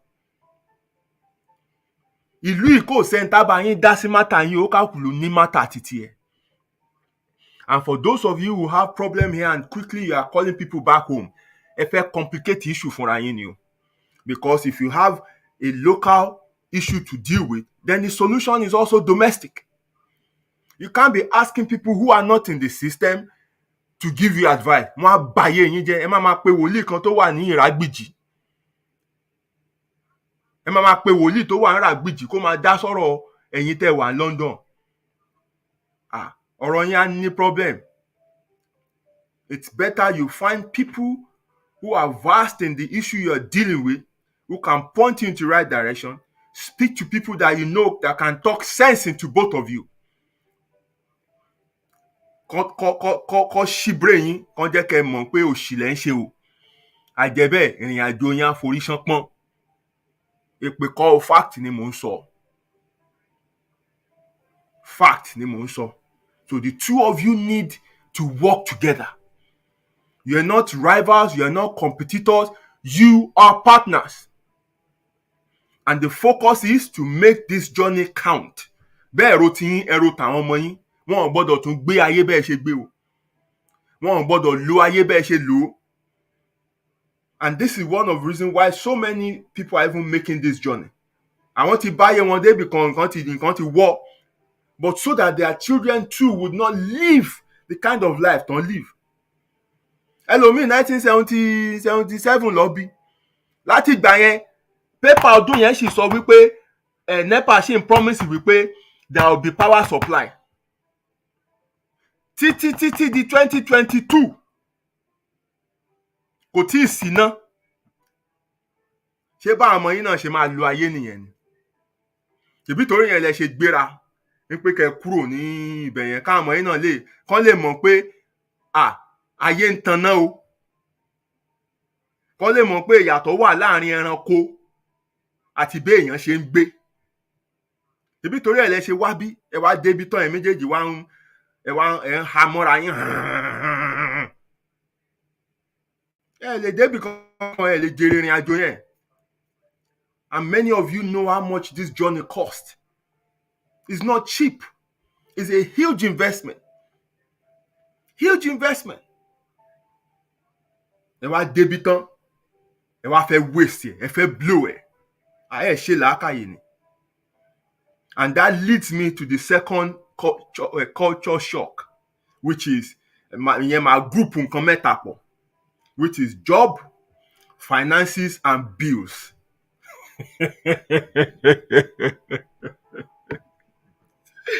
Ẹ wá ń gbọ́ ẹ̀rín kà, mo rẹ́rìn kà. Some of you, big boy ni yín o. KPMG ló ti ń ṣiṣẹ́ tẹ́lẹ̀, báyà báǹkì kan ló ti ń ṣiṣẹ́ tẹ́lẹ̀. But ìbá ìṣẹ́ bá wà ṣe kan Nàìjíríà máa ṣe pọ́n ẹ lójú. Wá ń pé wò, you know what? Kí a máa já ọmọ yẹn jẹ́ ká gbéra ká kúrò níbí. Wá débi tán, wọ́n wá fi iṣẹ́ kí àbíṣẹ́ ọdẹ lọ ẹ́. Wá ló ń pè níbo ó wá rántí banking days yẹ, òun rántí gbogbo ohun tó kà, òun rántí gbogbo kinní kan. Ọ̀gbẹ́ni, ebi ló ń pa mọ́nàmọ́ná kú o. Tó o bá tètè readjust mindset yẹ, kó o mọ̀ pé ìgbàláyé o. This is a new season for you. And you need to just adapt. It won't be like that forever. It's just a phase. It's a stage. I told you 2005, mo ń gbálẹ̀ ní Westminster to Pimlico to Victoria to Buckingham Palace. Gbogbo mo ṣe ń gbà nìyẹn. Bó ṣe mo ṣe ń gbà dòní ni. Am I still sweeping now? No. Ìgbà mo kúrò níbi iṣẹ́ ilẹ̀ gbígbá, ìfà èmi gangan mo resign ara mi, wọ́n resign mi. Ìgbà tíṣẹ́ yẹn fẹ́ gba ẹsẹ̀ lọ́wọ́ mi. Mo ń wọ búùtù tó jẹ́ wrong size. Máa fi gbálẹ̀ láti 2:30 to 9 o'clock every single day. Fúnra mo resign. Then wọ́n bá mi ríṣẹ́ DJ mo máa ń pè. Ẹ ṣáà mọ̀ bí DJ ṣe máa ń ha plate. Bẹ́ẹ̀ ni mò ń fọbọ́ restaurant ni. Mò ń fọ abọ́, gbogbo ọwọ́ mi ó ti sè. Torí inú omi lọ́wọ́ ń wà all the time. Màá gbé pọ́ọ̀tì mi kalẹ̀ báyìí, mo lè kó sínú ẹ̀ mo ṣe ga tó máa bó. From 7 to 7, abọ́ non-stop. Because báwọn èèyàn ṣe ń jẹ́ rẹ́sà bẹ́ẹ̀ ni wọ́n send the plate yẹn sí kitchen lókè. Lift akàn ti gbé dé ni. Wàá ti ṣí wa tó ti kó wọn tó ti rọ́ sínú sink. Mo tún ti ń bó lọ nìyẹn. Mo fọ bastard abọ́. Yẹ pé tí n bá délé tí n bá bá plate kí tó bá ń pẹ́ ọ̀dẹ̀ bá ń kí máa ẹṣẹ́ ṣí èrè. Abọ́ mo ti ń fọ̀ látàrọ̀ mo tún délé kí n tó máa fọbọ́. Ogun wọn kill na. Tí n bá rí abọ́ mo máa ń hate abọ́ ni. Ìgbọ́n mo ń pè ní DJ. wọ́n á ní pé kí ló ń ṣe màá ní I DJ right and scratch plate ni gradually wọ́n move sínú kitchen náà mo ń bá wọn dáná díẹ̀ díẹ̀ ọjọ́ tí mi ò microwave mo pe kíní àṣẹ oven ni torí bí microwave ló ṣe rí so chef yẹn kàn sọ pé kí n gbé okay lasagna ló yà pé wọ́n prepare jẹun pé kí n gbé jáde nínú kíní yẹn mo kàn ṣí mo kàn gbé báyìí agbárí mi ni pain yẹn ti down plate tí mo gbé yẹn ó dà pé mo gbé iná dání ni mo pariwo nínú kitchen kí kó ṣe chef yẹn kàn wò mí nẹ́sìn tó kàn ó kàn sọ̀rọ̀ casually náà ni pé you should have used the gloves pé wáyé tí mo fọwọ́ gbé mo bá yẹn pé yé mo ju abọ́ yẹn lẹ̀ báyìí tí mo tọwọ́ bọ omi báyìí omi yẹn ṣe ṣúú kẹ́lẹ̀ mọ́ bí tí ọwọ́ mi ti ṣèdè wọ́n ní máa lọlé o ṣì parí shift yẹn mo ń sọ fact fún yín ibi tí mo dẹ̀ ti ń bọ̀ mo ti ṣiṣẹ́ ní UBA rí mo ṣiṣẹ́ ní Ọ̀yọ́ State Pension Board rí ṣùgbọ́n ẹ wo ibi tí mo bára mi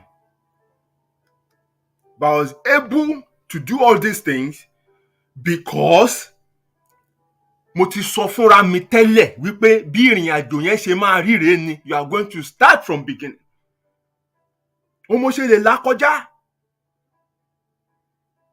nobody is gonna give me anything so tó bá débí tó wá ń wò pé báyà wọn kan mọ̀ ẹ́ rí àbáwọn kan máa rí ẹ kí nǹkan wá sọ pé nǹkan báyìí ló ń ṣe kankan bẹ́ẹ̀ o wà fẹ́ ṣe ebi máa pa ẹ́ kú o because at the end of the day the people you are shaming for kọ́ máa rí ẹ nípò òṣèrú iṣẹ́ bẹ́ẹ̀ yẹn tó bá lọ bá wọn fún owó wọn ò lè fún ẹ o.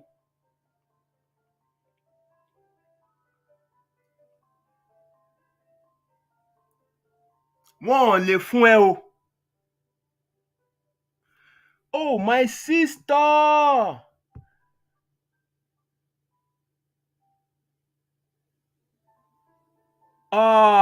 Ṣe rí nǹkan bẹ́ẹ̀ yẹn honestly I can't even remember I can't even remember this anymore. Whoa, how you doing? Wow ṣe rí kò sí ní tẹ́dà ṣe láyé tó gbé o kò sí ní tẹ́dà ṣe láyé tó gbé kò sí o.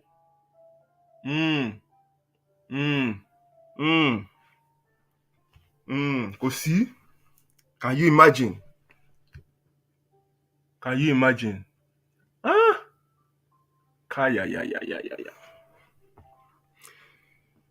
Wow. So, this got me a bit emotional, but let's go on. Right. So you have to leave all this pride. Fílẹ̀ sí Múrítàlá. Kò débí kò ṣẹ̀ṣẹ̀ wá bẹ̀rẹ̀ afresh. Ibi wọ́n ń pè nǹkan kan ní dignity of labour.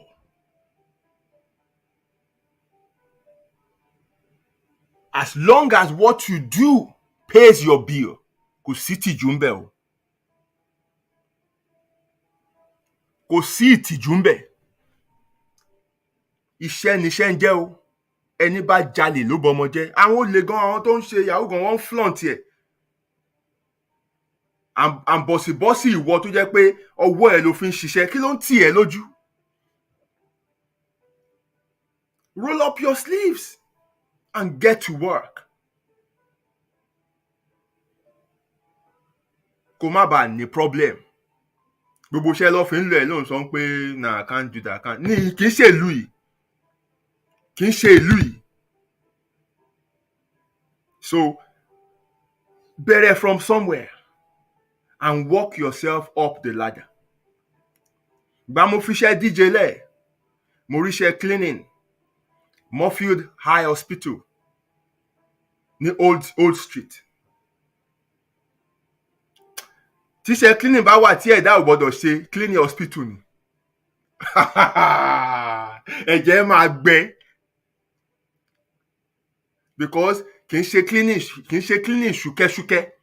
And that hospital, they're so crazy in terms of the control, such that every Friday lọ́wọ́ máa ń ṣe àwọn external inspectors máa wá every Friday.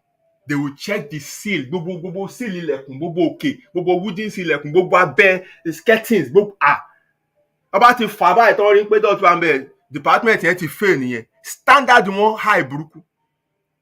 Èmi dẹ̀rẹ̀ sọ́mọ ṣiṣẹ́ ni mí, so àwọn ibi tó máa ń fail yẹn bẹ̀ lọ́ máa ń gbé mi lọ. Òyìnbó ẹni tó bá lóyìnbó fẹ́ràn, ẹni tó òyìnbó fẹ́ lò pa ni o. Tó bá sọ pé òyìnbó fẹ́ràn ẹ̀, mọ̀ pé ẹni tí òyìnbó fẹ́ lò pa ni. Wọ́n fẹ́ràn mi. 5 to 10 níṣẹ́ mi. Ṣùgbọ́n gbà 5 to 9, 4 hours, 5 days a week, 20 hours péré student gbọ́dọ̀ ṣe. Nǹkan tó dẹ̀ fún mi náà nìyẹn. Ṣùgbọ́n mi ò ní kúrò ńbẹ̀ ńgbà mí 11:30 because I have that attitude in my personal life mo ń sọ nsìn o. I don't stop because time up. I don't stop because I stop when I'm done. That is my life. Àwọn tó bá dẹ̀ mọ̀ mí can testify. Nǹkan tí n bá jura mi sí, I don't hold back. So wọ́n máa ń rí tí n bá sign 11:30, 11:15. Mi ìdẹ̀ lọ bá supervisor kí n sọ pé mo fẹ́ gbowó overtime. Wọ́n á pè mí jọ́ kan pé kí ló ń happen tí mo máa ń sign time báyìí. Mo ní ìgbà tí n bá tó ṣe tán náà ni. Wow. They were so shocked. Guess what? Nígbà tí wọ́n wá rí another building tó yẹ pé a whole building ní area Marylebone, àwọn ọba, àwọn ọlọ́lá, àwọn olókìkí nìkan ni wọ́n fẹ́ máa attend síbẹ̀. It's a private place tó yẹ pé consultant nìkan ló máa wà níbẹ̀. That was outside the hospital because Marylebone to Old Street ó jìnnà. Wọ́n wá ń wá ẹni tí wọ́n máa fún níbẹ̀ yẹn tó lè máa tọ́jú bẹ̀. Nínú gbogbo old staff tó ti wà níbẹ̀, gbogbo wọn rí èèyàn tí wọ́n trust, èmi ni wọ́n wá bá. Now they have a problem. Student visa ló wà lọ́wọ́ mi. Ó ní iye hours tí mo lè ṣe. But guess what? Fún ara wọn náà, wọ́n tún jókòó, wọ́n ṣèpàdé, wọ́n tún sọ pé àwọn máa kọ adjustment sínú payslip. Wọ́n ṣe fún mi kí ibẹ̀ yẹn nìyẹn. No supervisor, nothing. Èmi nìkan mo wá ń dá manage ibẹ̀ yẹn. In fact, ibẹ̀ yẹn, I don't need to do anything because wọ́n ń ṣí. Tó bá l'appointment nìkan náà ló máa wá. And àwọn tó dẹ̀ ń wá bẹ̀ kì it's not a massive word. It's just consultant nìkan ló kàn máa wà níbẹ̀. Báyọ̀ ọba kan ń bọ̀ láti Saudi, wọ́n kàn máa rí níbẹ̀ and that's it because they don't come to the main hospital. So, any iṣẹ́ tó bá rí, be diligent. Pour yourself into it because it is the effort you make in that stage that will promote you to the next. Wọ́n wò ẹ́, má wò wípé ó kàn wá gbowó. Àwọn èèyàn kan á máa ṣọ̀lẹ, wọ́n máa pẹ́ débi iṣẹ́, á máa pẹ́pẹ́ kiri, wọ́n máa ṣe oríṣiríṣi nǹkan. No, ara ẹ̀ ló ń ṣe because ìrìn àjò ló ń rìn láyé. And every stage of your life will reward you for what you put in. Forget money. Forget money. To move to the next stage of your life, you must excel in that current stage. Life fúnra ara ẹ̀ ló máa promote here. I'm talking from experience. So it is from that ibi tí mo ti máa lọ ń ṣiṣẹ́, mo ti máa ń yà sí Tesco tó wà ní Great Portland Street to just buy something, and from there I made a friend with the security guy there. Àjọ máa ń sọ̀rọ̀, máa ń ṣe everything. So at that time, ó ti ń dé sí èmi tí wò pé mo ń láti wáṣẹ́ mi. And then this guy told me pé Tesco ń gbàyàn, mo ní mi ní form. I said ó dẹ̀ ti pẹ́ o. My friend in Swindon and Oxford send me the form. Bàbá àti àmà ṣe ń gbọ́n fún kó ti late, but gàgá yẹn wá sọ pé àwọn onígà kan lọ́wọ́ tó jẹ́ pé ó ń wá ẹni tó ní SIA badge. Èmi ò ní SIA badge, but I can tell one of my friends tó ní pé so kó fún mi nọ́mbà ọ̀bọ̀n yẹn kí n bá a pass ẹ̀ sí ọ̀rẹ́ mi. So even in my state of helplessness, I still help people. So I got that guy's number and I called him to say, I got your number from so person and I'm passing it to my friend. My friend has SIA badge and he will come and see you tomorrow. And that guy on the phone said, no, not your friend. I want you. you come see me tomorrow. You come see me tomorrow. Mo bá yẹn pé mo tún sọ fún mo ní sorry I don't have cyber mi ṣe iṣẹ́ ọdẹ. Ó ní no you come see me. You come see me. Bóyá ń sọ òyìnbó nìyẹn. And the next day I dressed up. I went to go and see him. And he looked at me from afar and embraced me. I said, I like you. Took me straight to the office. No interview, nothing. Told the manager I'm starting work. Guess what? Can you say there? I'm just a receptionist in a luxury apartment. I'm just there at the front desk. See how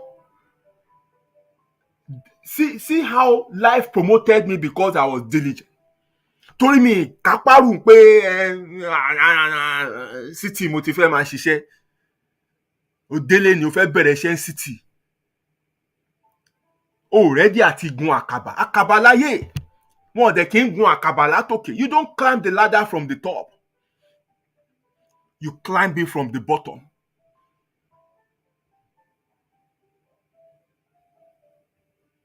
Before that, mo ríṣẹ́ underground. Kí n tó ríṣẹ́ underground, ẹni tó gbà mí sílé ló ní company. And it sent me to the girl in charge that lọ bá this also person will give you job. Tí n bá ti ń lọ gẹ́ àmà sọ pé kò síṣẹ́. Ọjọ́ kan mo wá kí fún why tó ní oníṣẹ́ wá sọ fún mi pé owó rò pé mi lè ṣiṣẹ́ wa because bẹ́ẹ̀ mi ṣe máa ń dress. Dressing, that's my life. Èmi ò rìnrìn ìdọ̀tí. Wọ́n pé dressing ni fi dressing lẹ̀.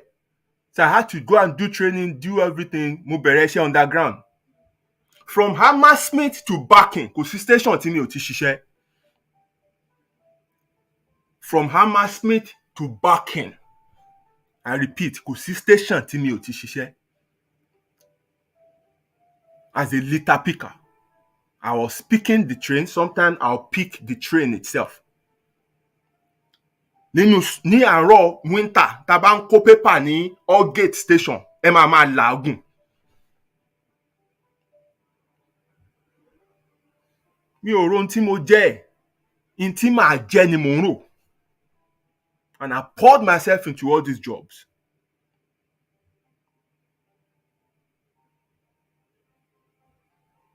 Ó tán fún mi ò là mí, ṣùgbọ́n ibi tí mò ń lọ ni mò ń wò.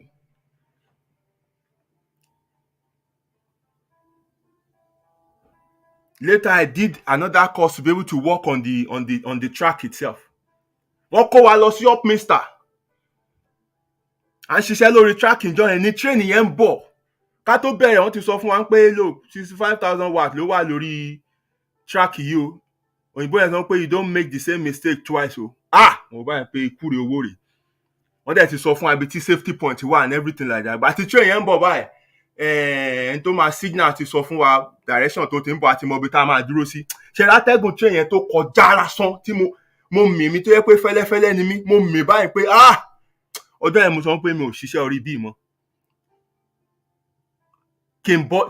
Kí n nalẹ̀ sórí track yẹn màá kàn gbẹ ní. Mo fi iṣẹ́ ibẹ̀ yẹn lẹ̀ nìyẹn. Mo dẹ̀ ṣe ń bá cleaning lọ. It's from that cleaning mo ríṣẹ́ luxury property tí mo sọ yìí. I was in that luxury property. I got moved from the reception to the main office itself. I became the head of rental. Nínú ibẹ̀ yẹn tí n bá ń sọ fún yín àwọn èèyàn tí mo bá deal. Diana Ross, current president of Syria, Assad, ọmọ ẹ̀. I rented the number 1 lounge square ilé fún. And several high-profile people. Mo bá dì ń bẹ̀.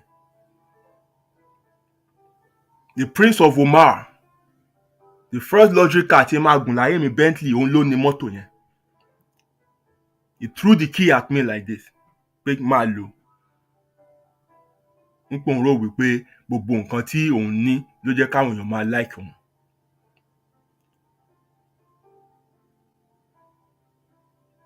And several other influential people that I met.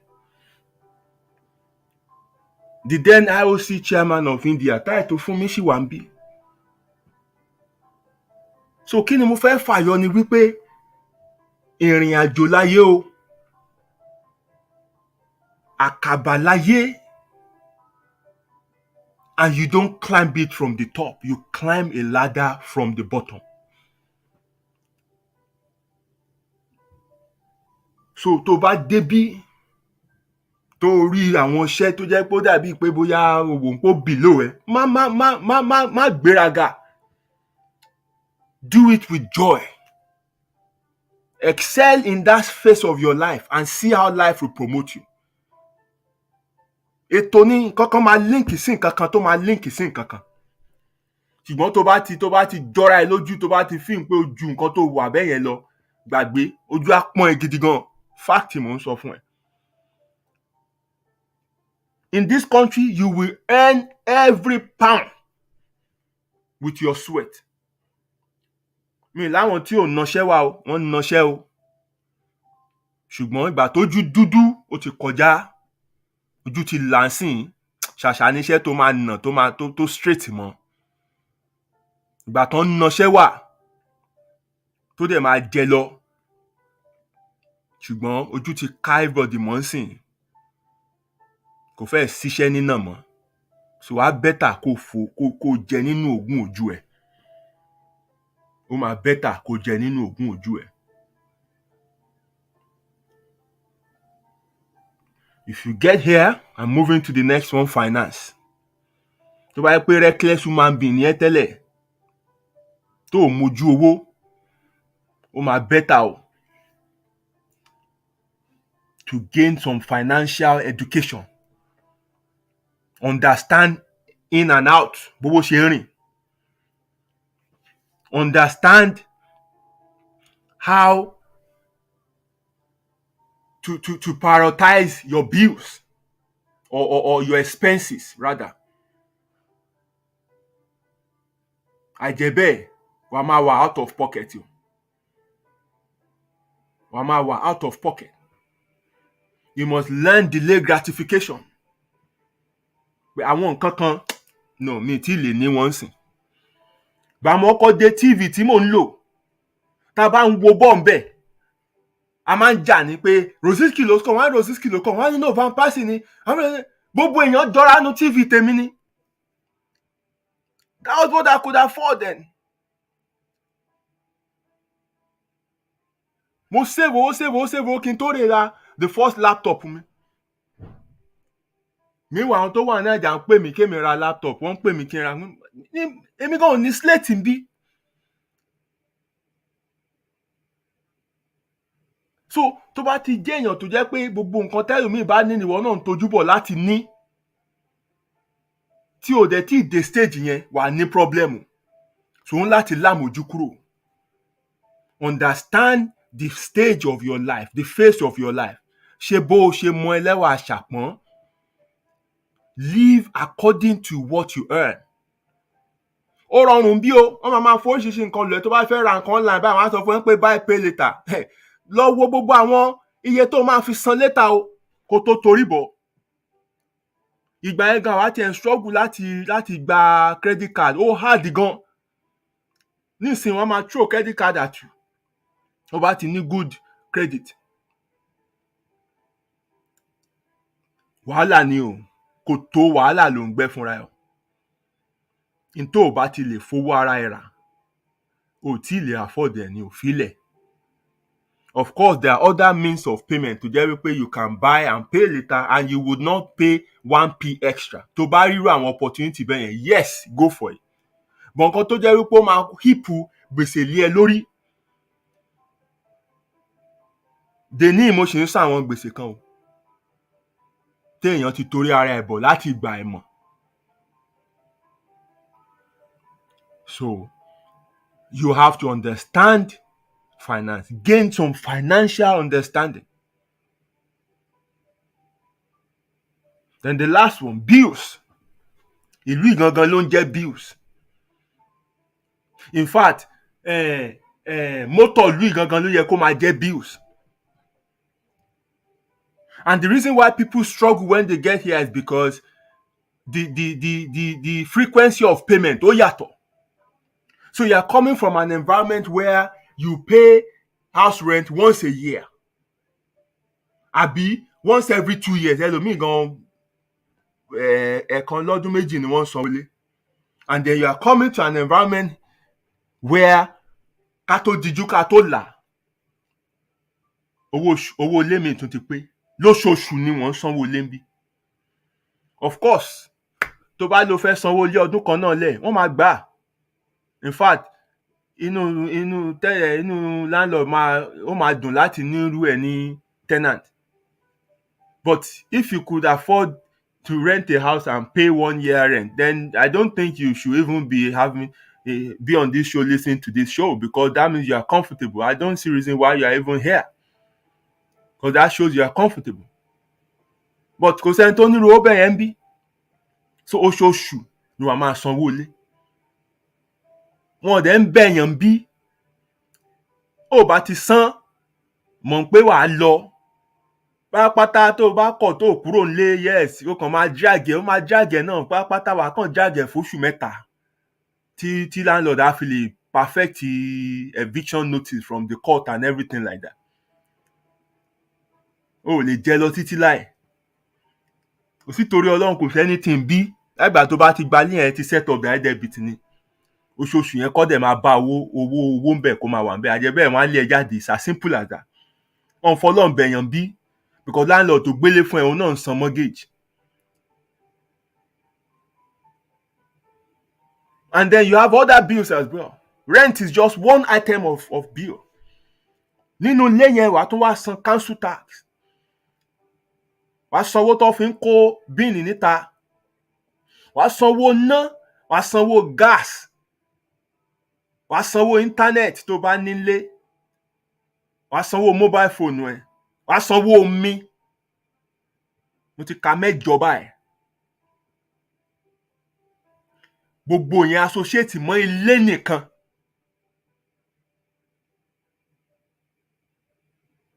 Now, wàá travel. Ibi tó ti ń ṣiṣẹ́ mo mí nìyẹn, omi no travel out o. From home to work. Whether bus ni wàá lò, whether train ni. Wọ́n ń sọ staff ń bí o. Of course, àwọn ẹ̀kọ́ kan ó lè jẹ́ lọ báyà ó sáré wọlé látẹ̀yìn bus and nǹkan sọmọ. Àwọn kan dẹ̀ tún wà tó ń jẹ́ checker. Wọ́n á wọlé, wọ́n á gbé machine lé tó bá lo oyster.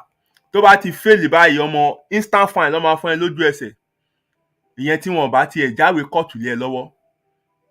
Bọ́ọ̀sì kan bá wà tó ń pè ní bendy bus nígbà yẹn, ọkọ̀ inú àlà máa ń pè 453. Ó níye èèyàn tí bọ́ọ̀sì yẹn rán lọ Nàìjíríà.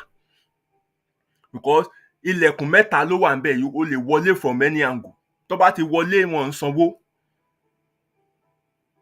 Táwọn checker bá dẹ̀ ti dé báyìí, wọ́n máa ń wá pẹ̀lú immigration ni. Wọ́n ti mú mi rí, I'm talking from experience. Wọ́n mú mi ní Trafalgar Square. Wọ́n pè mí ní that guy in the heart. Ó dà pé fìlà black gan mo danger yẹn. Step out. Ọlọ́pàá 2 ló dúró tì mí báyìí. Tí n bá níwèé ọjọ́ yẹn náà ni mò ń lọ detention camp and back to Lagos. Torí wọ́n ń pe home office, wọ́n ń check mi, wọ́n ń ṣe everything like that. Ṣùgbọ́n ayé struggle mo wà gbà yẹn, hustle gidi. Every penny count. Ọjọ́ ń bá rówó sọ, a máa jí gbogbo ẹ̀ mọ́ra wọn. Ayé tí mò ń gbé ńgbà yẹn nìyẹn. Ṣùgbọ́n ó léwu because ó lè já síbi tí ò dáa. Ó lè já síbi tí ò dáa. So wàá tún sanwó travel. Ẹlòmíì ò lè dáná kó gbóúnjẹ dání láti ilé, so wàá jẹun níbi iṣẹ́. Then bills wà lórí àwọn ọmọ náà. Ẹ̀yin náà tún wá ní àwọn nǹkan tí yín náà tó jẹ́ pé báyà ẹ tún fẹ́ ṣe. Ẹ tún wá láwọn èèyàn nílé tó jẹ́ pé bọ̀dá mi o, àǹtí mi o, ẹ̀gbọ́n mi o, gbogbo nǹkan kan bẹ́yẹn. Kò sí ìsinmi o.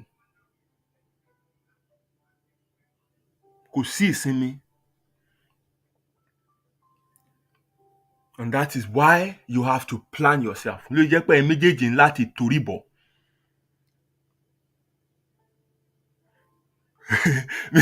Mi ò ní ẹ má ní lunch níbi iṣẹ́. Ẹ máa jẹ lunch lọ. Ọjọ́ mo ṣe calculation fún àwọn ọmọ mi nílé. Èló ló ń ta sandwich? 385 or 4 pound. Sandwich tó ń tà 4 pound yẹn, bread mélòó ló fi ṣe? 2 slices of bread. wọ́n wá ewé wèrè méjì kan wọ́n á wọn sí àárín búrẹ́dì yẹn wọ́n á fi tòmátò bíi méjì náà sí àti cheese àbí kán fi sweet corn sí wọ́n á fi sínú páálí wọ́n á lẹ orúkọ mọ́ lára 4 pound yẹn odidi loaf of bread wọ́n tà ní £1 maybe £1.60 why fúnra ẹ tó rà yẹn nílé kó ra gbogbo nǹkan tó bá fẹ́ fi sí láàrin kó rà nílé fúnra ẹ láàárọ̀ kó dẹ̀ páàkì sandwich fúnra ẹ lọ kúrò nílé that will save you gbogbo àwọn nǹkan tó ń £4 everyday it will save you ìlú ìwà àgbọ̀nsẹ̀ tó o bá gbọ́n tẹ́lẹ̀ tó reckless tó useless tó kàn bàjẹ́ ìlú yìí máa train yẹn ìlú tó máa ń train èèyàn níbí. Mo ti gbàgbé mi ti ẹ̀ tún sọ̀rọ̀ mọ́tò ẹlòmíà tún lòun fẹ́ ra mọ́tò ọ̀ ni o má ra mọ́tò wọ́n ra mọ́tò wọ́n give testimony in church is that not foolishness because kò sí ní tó kan lọ́wọ́ ò ṣe mọ́tò tí credit ẹ bá dá you walk into the dealership and drive one out bọ̀wọ̀ ló mọ iye tó ń jábọ́ lápò ẹ lóṣooṣù àìmọye àwọn tó ń gun Range Rover kiri tó jẹ́ pé wọn ò lè rówó repo sí wọ́n máa tọrọ £50 bí tọrọ kìíní kan bẹ́ẹ̀ náà láti lè repo sí ni bọ̀ níye tó ń bọ́lẹ̀ lápò ẹ every single month lórí owó mọ́tò yẹn ìyẹn náà wà ń bẹ̀ o and láti lè wá ọkọ̀ lórí títì nílùú yìí wàá san road tax wàá ní insurance ọkọ̀ yẹn á ní MOT tọkọ̀ yẹn ò bá tún wá ní tí ò wà tí emission ẹ̀ tí ò pàṣẹ mo ti gbàgbé orúkọ kínní so wàá tún sanwó kan tó ń pè ní kínní ti sápá mi lórí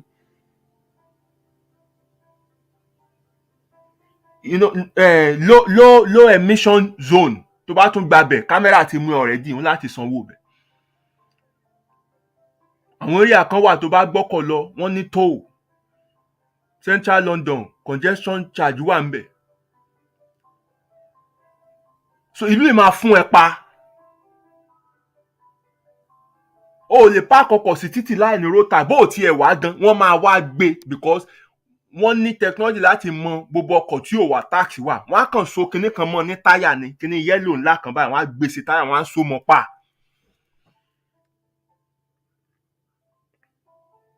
o lè wọkọ̀ tí ò ní insurance because ọlọ́pàá ní automatic number plate recognizer jẹ́ pé tó bá kàn kọjá lásán máa flash wọ́n mọkọ̀ tí ò ní insurance wọ́n á kàn tẹ̀lé ẹni wọ́n á dá ẹ dúró lójú ẹsẹ̀ àwọn èèyàn ọ̀dẹ̀ ń ṣe ọ̀fẹ́ǹsì kékeré ọ̀fẹ́ǹsì ńlá ni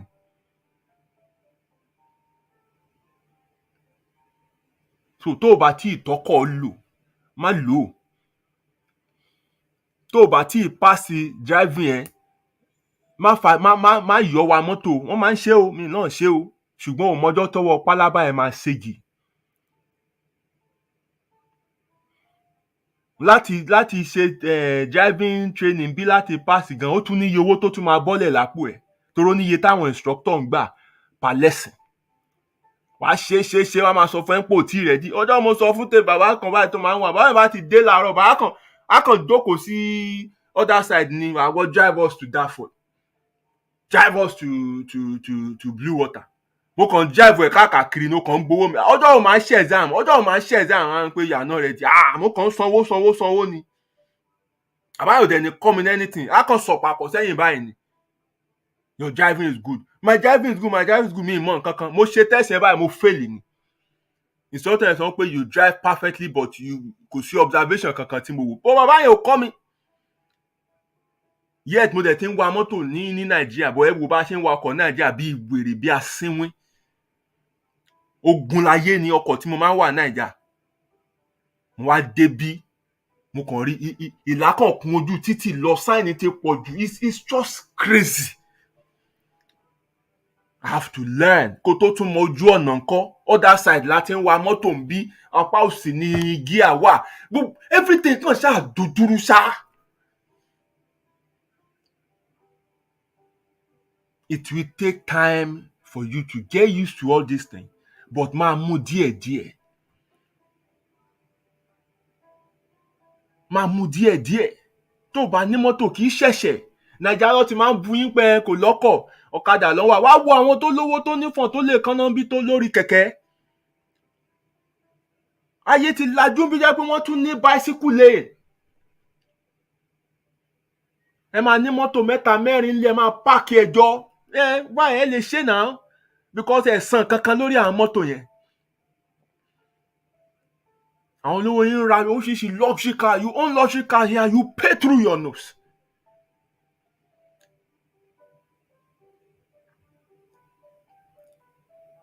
Kò sáàyè gbogbo yẹn bí. Kò sáàyè falafolo. Wàá mú díẹ̀díẹ̀ ni. Tó bá mọ̀ pé o ti dé stage pé o need ọkọ̀, then get one and do it the proper way. But mọ̀ pé kì í ṣe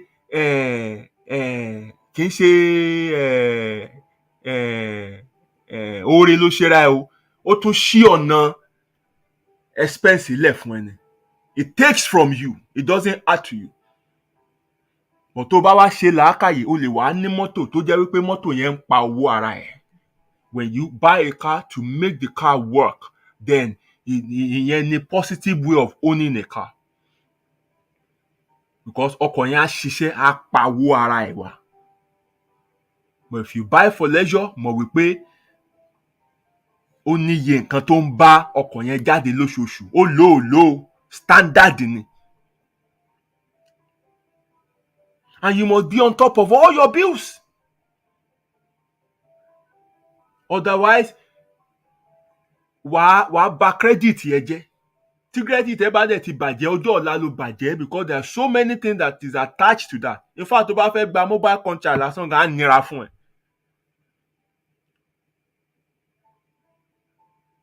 So, this is a key area tó ń da lérú. Because most couples just come and say, èmi nìkan mò ń fowó mi san gbogbo eléyìí, ìwọ mólè. Àwọn ìpa tí ń bá mólè tí mo mólè, kí ló wá ṣẹ́kù? Ẹ má jà. Ẹ̀yin méjèèjì láti ṣe làákàyè. Just understand that you must pay all your bills in the house. Simple. Ẹ láti nà tán fúnra yín. Ẹ má dẹ̀ tún gbàgbé wípé some of you, that's why I don't encourage that when people are coming here, wípé wọ́n jẹ gbèsè wá. Ó máa ń tough, ó máa ń difficult. Because ẹ bá ti dé bí gbàrà ni living cost ti bẹ̀rẹ̀, and then you now have gbèsè tẹ́ jẹ wá that you have to service. There will be problem. Because àwọn tẹ́ gba ọlọ́wọ́ wọn náà retí kẹ́ dá owó wọn padà.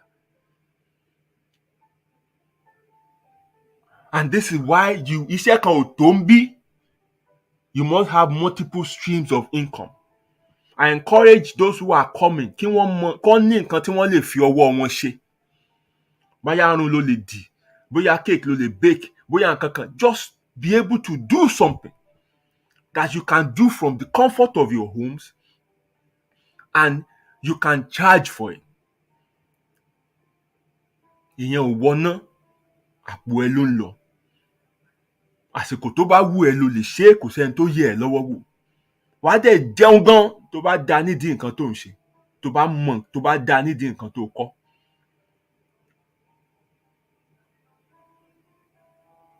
Kí n tó máa bọ̀ bí, there are few things I know how to do with beads and things like that.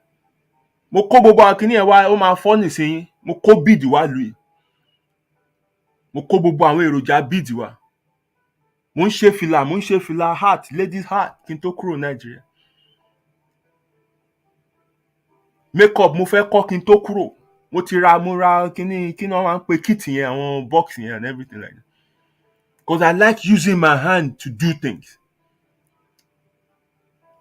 But at the end of the day, ìgbà tí mo débí, tí mo rí làálàá ayé, mi ò rántí ibi tí mo kó àwọn lẹ̀kẹ̀ sí gan. mi ìmọ̀ tí mo kó lẹ̀kẹ̀ sí tí n bá wọlé sí àwọn mold fìlà yẹn ṣì wà ń bẹ̀ the crown the gbogbo ẹ̀ ó wà ń bẹ̀ ọmọ ìrántí ọjọ́ tí mo yà sí díẹ̀ torí tí mo dé bá ó ju ẹ̀mí mi lọ ó ju ẹ̀mí mi lọ nǹkan tí mo dé bá ilẹ̀kẹ̀ ìwọ sì jókòó síbi kan náà ọ̀rọ̀ ilẹ̀kẹ̀ kọ́ lélẹ̀ but it will help you if you know how to do things mo lọ́rẹ̀ẹ́ kan gbà yẹn ayọ̀ ọkùnrin ni ó ń di irun ti bá mi ṣe irun náà rí ayọ̀ máa ń lọ kiri ni he goes home service ló máa ń ṣe he was making money cool money this will also help you so you must have multiple streams of income ọ̀nà kan ò tó because tó bá wo àwọn nǹkan tó wà nílẹ̀ fún yín láti náwó lé lórí wàá mọ̀ pé ọ̀nà kan ò tó and this is also the time for you to be very very honest with people you left back home má fúyẹ́ kó ló wúwo gbogbo mọ́tò onímọ́tò tó máa dúró síwájú ẹ̀ tó máa mú kọ́kọ́rọ́ lé ẹ̀ dání tá dàbí ọkọ̀ á dàbí kí mọ́tò tí wàá máa fi ya fọ́tò yẹn wàhálà ló ń dálẹ̀ síra ẹ lọ́rùn o bìkọ́ tó bá ti rí wọn bá ẹni tí wà pàṣá máa wo mọ́tò ẹ̀ kankan bíìlì ló ń gbé bọ̀ yẹn wọ́n ń bọ̀ nínú inbox yẹn láti wá ju wàhálà sí ẹ lágbàdá so be honest with them nílé jẹ́ kó mọ nǹkan tó ń là kọjá nǹkan tó bá tí tó ṣe má promise ẹ̀ wọ́n ní ìrọ̀rùn gi ní ìrọ̀rùn ẹyẹ tó bá ti lè dá dúró lo tó lè gbẹ́ lòmíì ru àjẹ́bẹ́ẹ̀ tó bá gbé ẹlòmíì rù nígbà tí ẹsẹ̀ wọ́gàn ò tí múlẹ̀ àti wọ́ àtẹ́ni ẹjọ́ máa wó dànù ni so build yourself first kó tó sọ wípé òun ṣe gbá òun ṣàwò fún wọn ní ọ̀run yẹn the key in this particular session is that you must increase what comes in and reduce as much as possible what goes out òun ló fi lè balance ń lu yìí o because ọ̀nà méjì tó wọ́n rìn nìyẹn in and out tí in bá dẹ̀ ti kéré ju out lọ wà ní bàbá ńlá problem so ìfọwọ́sowọ́pọ̀ ẹ̀ méjèèjì ó matter to be on top of things ibi òun ṣe bíi tí ìwọ ọkùnrin tó ti máa ṣakọ o pé kẹnu ẹ lè múlẹ̀ ìwọ ló fẹ́ dá àkọ gbogbo kìíní ẹ ẹ̀mí ẹ máa ẹ̀jẹ̀ á gbẹ so you must be ready to ask for help from your partner kó bẹ́ẹ̀ ṣe lè kó bẹ́ẹ̀ ṣe tọ̀hún kẹ́ ẹ jọ fọwọ́sowọ́pọ̀ kẹ́ ẹ lè jọ ṣe ni èèyàn kan ò lè dá ṣe èèyàn kan ò gbọ́dọ̀ máa kọ́lé pamọ́ nínú yín o kó máa kọ́ project pamọ́ kó máa lóhùn ṣe yín kan ẹnì kejì dẹ̀ ń sọ́fà kò lè work bí o it can work ẹ ń láti mú stage by stage ni ẹ ń láti ranra yín lọ́wọ́ kẹ́mi yín má bàa pin ni o so usually àwọn èèyàn máa ń dé September mo ti fẹ́ bọ́ sí another point ká tó wí ká tó fọ̀ ẹ sì máa dé bá díẹ̀díẹ̀ wẹ́dà sì máa dá díẹ̀díẹ̀ ẹ sì máa dé bá ọ̀run díẹ̀ àwa ti ń wọ November by December nǹkan ti ń pojú dé you will face the next culture shock which is the weather tó bá dojú ẹ̀ tán ẹ̀jẹ̀ á dààmú ẹ̀ tí òtútù yẹn bá wọ ara tán ẹ̀jẹ̀ máa dààmú ẹ̀ guess what nínú ẹ̀ náà wà débi iṣẹ́ so you are coming from ìlú olóoru tó yẹ pé òórùn ti mú ẹ lára wá bọ́ síbí yẹ pé so láàrin àwọn ọjọ́ míì gbogbo kórópọ̀n gan máa gbẹ báyìí gbogbo ẹ̀ máa freeze ni gbogbo nǹkan dì pátápátá wàá fọ́ ọkàn etí ẹ̀ báyìí etí ẹ̀ máa dàbí plastic ó máa dàbí ike gbogbo ẹ̀ máa gan báyìí ni guess what wàá lọ bíṣẹ́ wọ́n fò tútù kẹwọ́ wẹ́dà bí ni wàá lọ bíṣẹ́ píríọ̀dù yẹn làwọn èèyàn máa ń wà depressed jù because aago 4 báyìí ó ti dàbí òru ilẹ̀ ti ṣú 4 o'clock. So ìwọ tó jẹ́ pé o ti use mọ́ pé ẹ parí ibi iṣẹ́ o hang around pẹ̀lú àwọn kan junction ẹ meet àwọn kan níbi apalọ̀ ẹ ṣe wọ́n bá ibi tí loneliness ti máa wọ ayé ẹ nìyẹn. Ibi tí wàá tún máa wọ báyìí irú ayé ò lè wá wá báyìí. Because gbogbo ẹ ti dúdú kò sẹ́ni tó ń rẹ́rìn-ín. Everybody kàn ń lọ ní fùfùfùfù tí kìnìún á máa tí òtútù smoke á máa jáde lẹ́nu everybody báyìí. A lọ bí iṣẹ́. Àwọn kan wà tó jẹ́ pé inú condition gan ló tún ṣiṣẹ́ inú iṣẹ́ wọn ń ṣe inú ilé ìta ló wà. Ìta ló ti máa ṣe 7 hours 9 hours 11 hours. Mo ti ṣe rí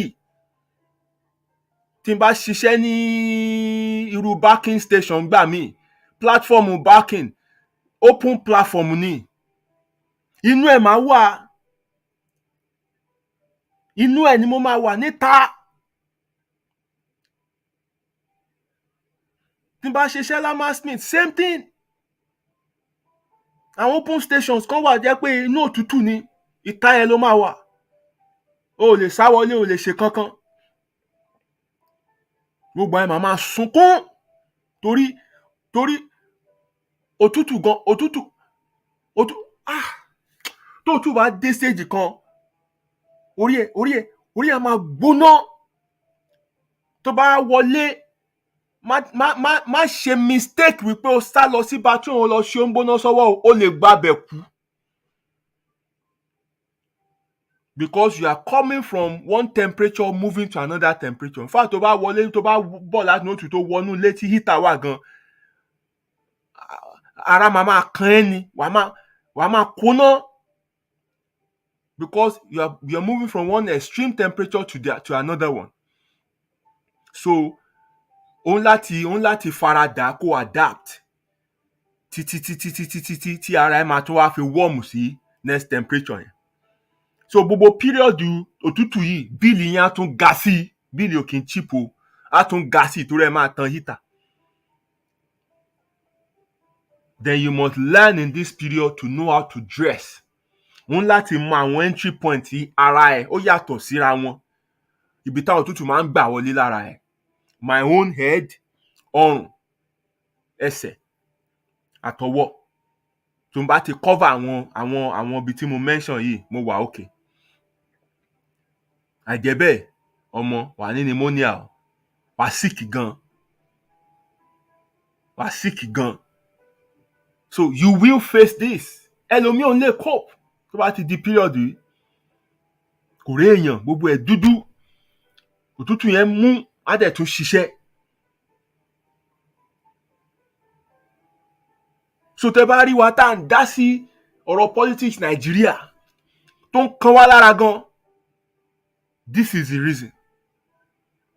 Because tílù yẹn bá dáa ni àní nǹkan kan ṣe ń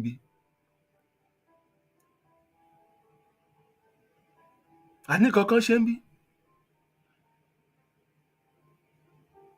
Mo rántí ọdún kan tí snow mú gan ó bad gan jẹ́ pé mọ́tò lè rìn kò sẹ́ni tó lè ṣe anything. Mo dẹ̀ ibi iṣẹ́ ló ká mi mọ́ ṣé mi wà ní lọlé ni. Mo rìn láti Great Portland Street dé Old Kent Road. Àwọn tó bá mọ distance yẹn ní tó ń gbọ́ show yìí kán bá mi judge. Bẹ́ẹ̀ ni mo sọ fún yín mo rìn láti Great Portland Street to Old Kent Road.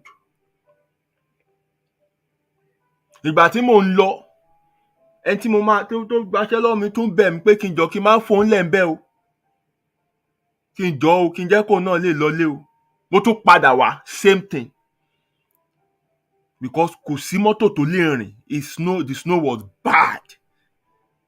I can't remember that particular year but àwọn tó bá rántí wọn àwọn lè bá mi sọ year yẹn. It was bad but it's not always like that, especially for those of us in London. So ẹ̀kọ̀ọ̀kan ló máa ń rí bẹ́ẹ̀. A máa ń ní snow but kò kì í heavy. But ṣe ráhùn tó wà outside London àti no. Wọ́n máa ń really crazy láwọn area. But environment máa ń beautiful. Wà fresh. Tó dà pé wọ́n gbé ẹ sínú inú freezer ni. Skin ẹ máa fresh. Wà mọ́lóló. Ṣùgbọ́n ìwọ ló mọ nǹkan tó ń là kọjá. So nínú ẹ̀ náà wàá ṣiṣẹ́ wàá ṣe everything. So that's another culture shock you will face. And moving to the next one. Another culture shock is the system itself. And under this system, one key thing is process. And this is one thing that Nigerians hate so much. Kò sínú ẹ̀jẹ̀ wa. Process. Ètò akórira ẹ̀ gan. If we want something, we want it now. A fẹ́ débi kan ká tó. A kàn fẹ́ wọlé ni. Unfortunately, it does not work like that here. You have to go through a process. Gbogbo nǹkan ló lọ́jọ́, gbogbo nǹkan ló nígbà, gbogbo nǹkan ló létò. You do this to get that, you wait for this to get that, you wait for... So tẹ́ bá dé, àwọn tó ń bọ̀ kì í ṣojú ẹsẹ̀ náà ló máa bẹ̀rẹ̀ iṣẹ́. There are things you need to apply for. You will apply for your NI, that's the national insurance, láti fi lè ṣiṣẹ́. Wàá ṣí bank account, wàá ṣe wàá ní GP. Kó tó dín pò ṣẹ̀ṣẹ̀ tún wá sọ pé òun wá ṣe and all that. Kí gbogbo àwọn nǹkan yìí tó ready náà, it takes time. So you must be ready to wait. You must learn waiting nílùú yìí o. Yóò tó bá sọ fún ẹ pé 3 working days, wà láìtàláì kò sí ní tó máa yẹ 3 working days yẹn. O lè lọ máa sunkún lọ́fíìsì wọn kan dá ẹ lóhùn, ọ̀run ò láàánú nílùú yìí. Ìgbà tó bá dá fún ẹ náà ni. Wọ́n á kàn sọ fún ẹ pé you have to wait, pé kò tí ready náà ni. Ibi tá a dẹ̀ ti ń bọ̀ dẹ̀rẹ́ àti láìkí ká wọlé ká rún nǹkan kan mọ́ èèyàn kan lọ́wọ́ kan gbé jáde fún ẹ lójú ẹsẹ̀. It does not work like that here. If they have to vet you, they will vet you. If they have to check you, they will check you. If they ask you to wait for things, you wait for it. If they have to produce certain things, you don't have it, then wọ́n ní fún ẹ ní nǹkan tó fẹ́.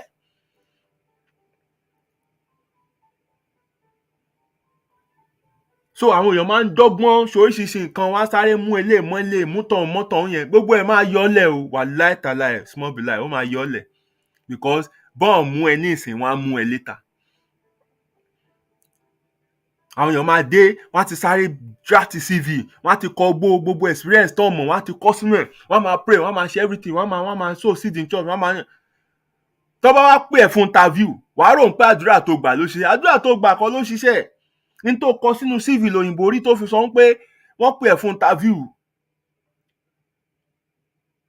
Tó bá wá fún ẹ ṣẹ́ yẹn, tó bá bí ìyálà ìyá ẹ̀ dá, ìwọ má lè ṣe nǹkan tó kọ sínú CV.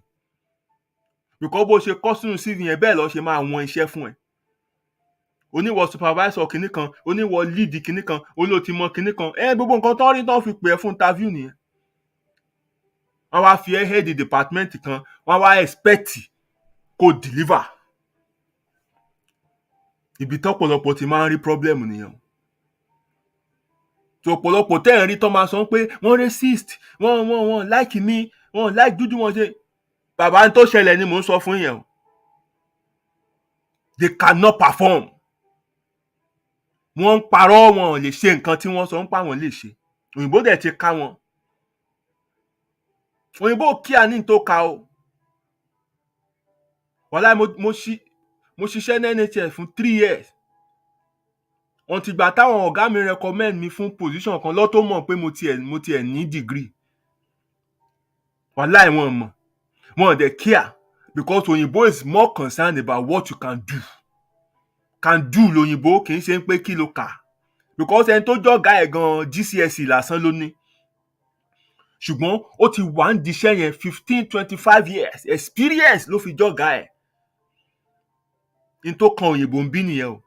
What can you do?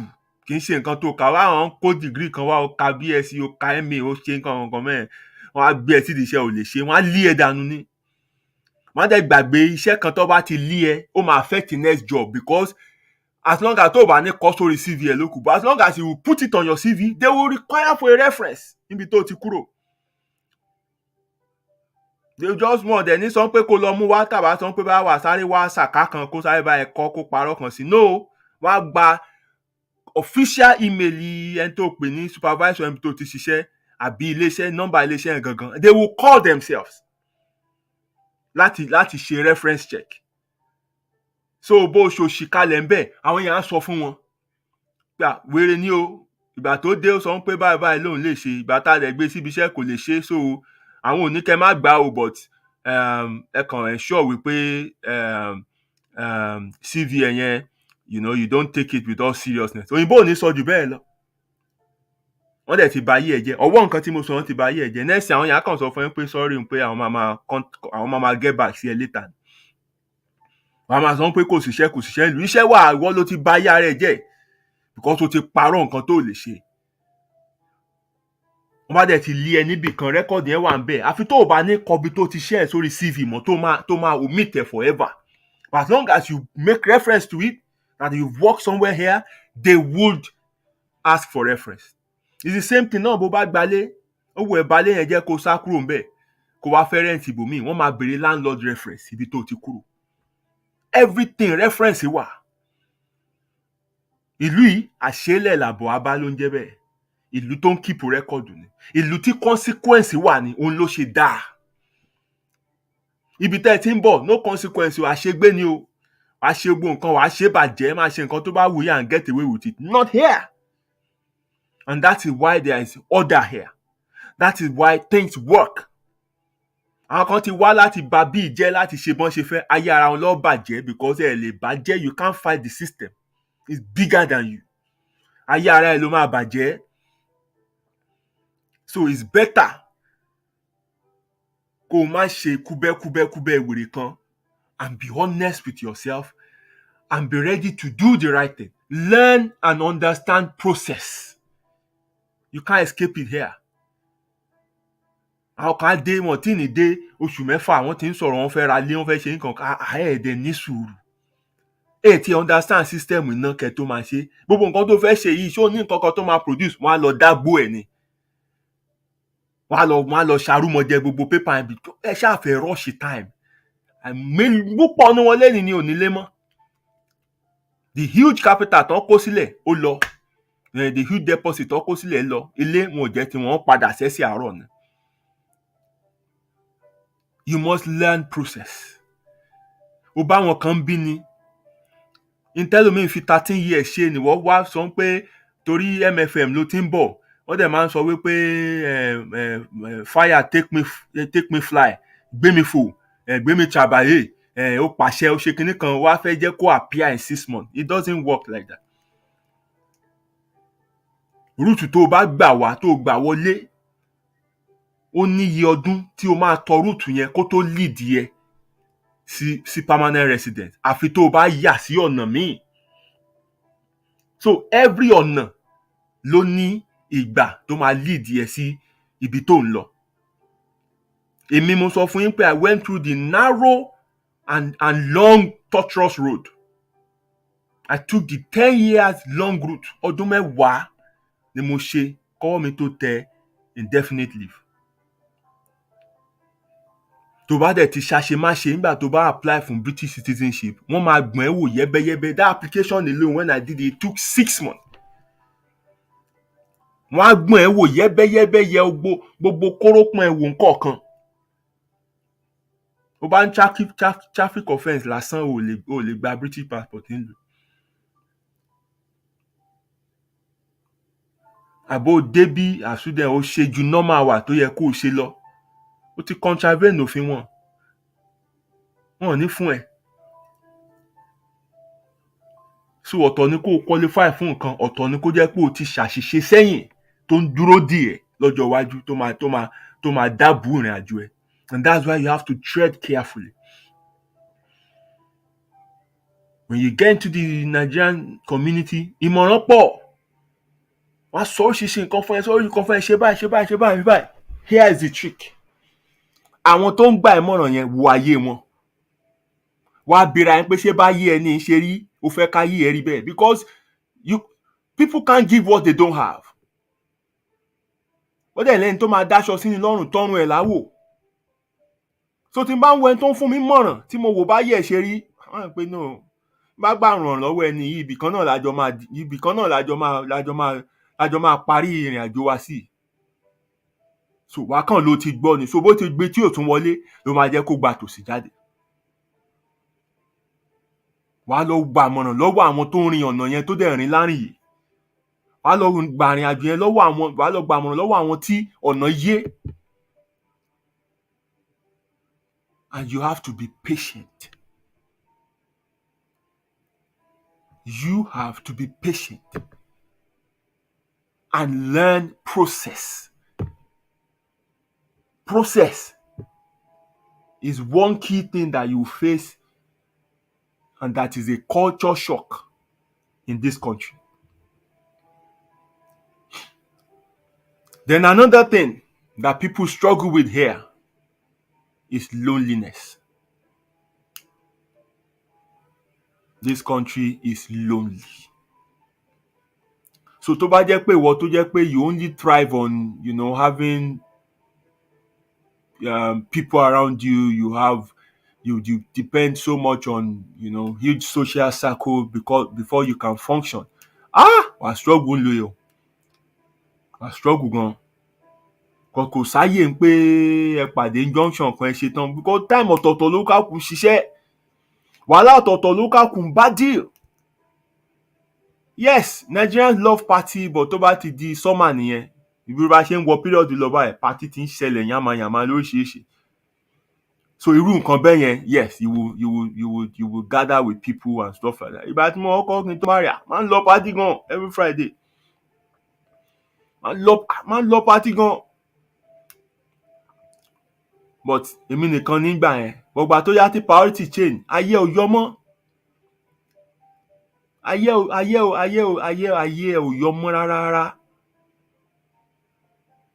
Bí a pa lọ bo let him meet. O lè dá lọ bí a pa lọ fún ara ẹ̀ bọ̀ kó tó rí èèyàn pé já pàdé níbi báyìí. Ó tough o. Ó tough. But o lè dá lọ fún ara ẹ̀, o lè máa bọ̀ láti ibi iṣẹ́ kó wọ pub náà. Why not? But tó bá rí àwọn èèyàn tó gather, ibi táwọn boys máa ń gather ó ní bí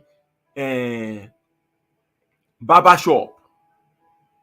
So ẹlòmíì wá gẹrun, ó dúró, but majority wà níbẹ̀ tó jẹ́ pé ilé ti lé wọn. So ibẹ̀ ló máa wà. Àwọn tó jẹ́ pé ilé ń gbóná. Wọ́n parí iṣẹ́ wọn lè darí lọ lé wọn lè wà nílé, àwọn àti partner wọn kò láàmú. Yes, they hang around there. But tó bá jẹ́ pé o lọ́mọ ńlé láti look after, o ní kinní kankan, o lè hang around sínú beer parlour, o lè hang around sí barber shop. Àwọn couple mi wà tó jẹ́ pé the same travel card ni wọ́n ń lò, because ibi tó ń gbé ó wọ́n, zone yẹn wọ́n síbi tó ti ń ṣiṣẹ́, so they can't afford láti ra méjì. So tó bá yẹn parí ibi iṣẹ́ báyìí ló ń gbàpò tó ń lọ fẹ́fẹ́fẹ́fẹ́fẹ́fẹ́, so that a lè fún ẹni tí bí yẹn náà. Wọ́n máa ń jù síra wọn gan ni ní bus stop. Tí yẹn náà fi lè tètè wọ bọ́ọ̀sì àbí lọ mú train títí ẹ̀. Ṣé yẹn ló wá máa ṣe tán wà tán kó kọrí sí barber shop ó lọ jókòó síbẹ̀, àbó kọrí sí beer parlour lọ jókòó síbẹ̀? Nígbà jẹ́ pé n tí partner ẹ̀ máa fi lọ síbi iṣẹ́ ọwọ́ ẹ̀ ló wà. Kò sáyè. And that is why you have to either one, learn how to find mo fẹ́ wá ọ̀rọ̀ yẹn. Learn how to find companionship with yourself, or kí èdè wo àti ẹni tẹ́ ẹ jọ ń gbélé partner kó yéra yín, so that ẹ máa lè jẹ́ ọ̀rẹ́ ara yín.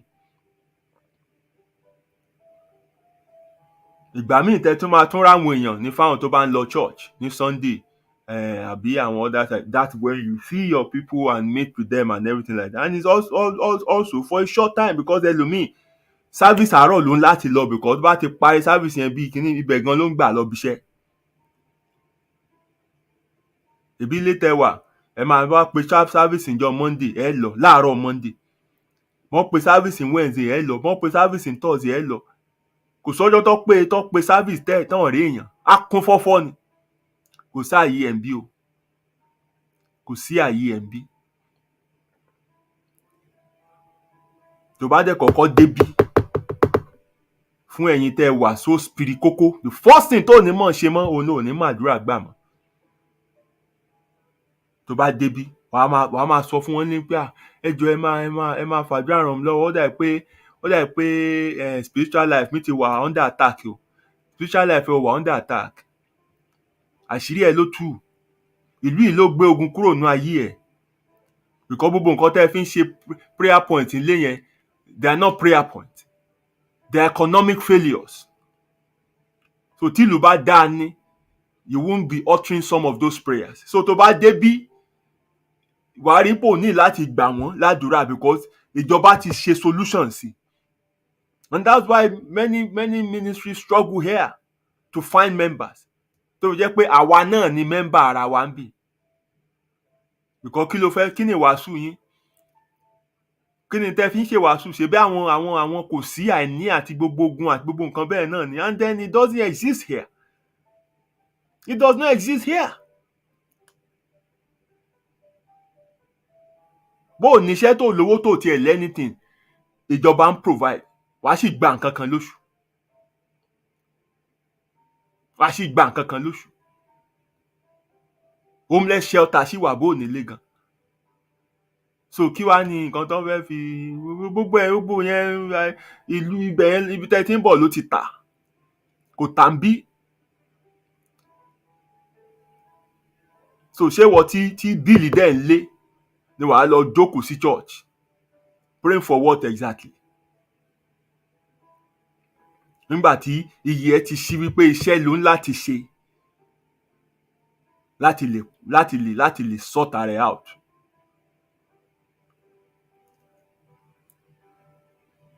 Then another thing here in this country that is so essential that you find difficult to deal with is timing. Ibi ìṣe ló dàbí pé 24 hours ò tó lójúmọ́. I'm telling you, kó tó lajú, kó tó dì báyìí, 12 ti lù. Tí 12 bá ti lù, ọjọ́ yẹn ti lọ. Because there's everything you have to do.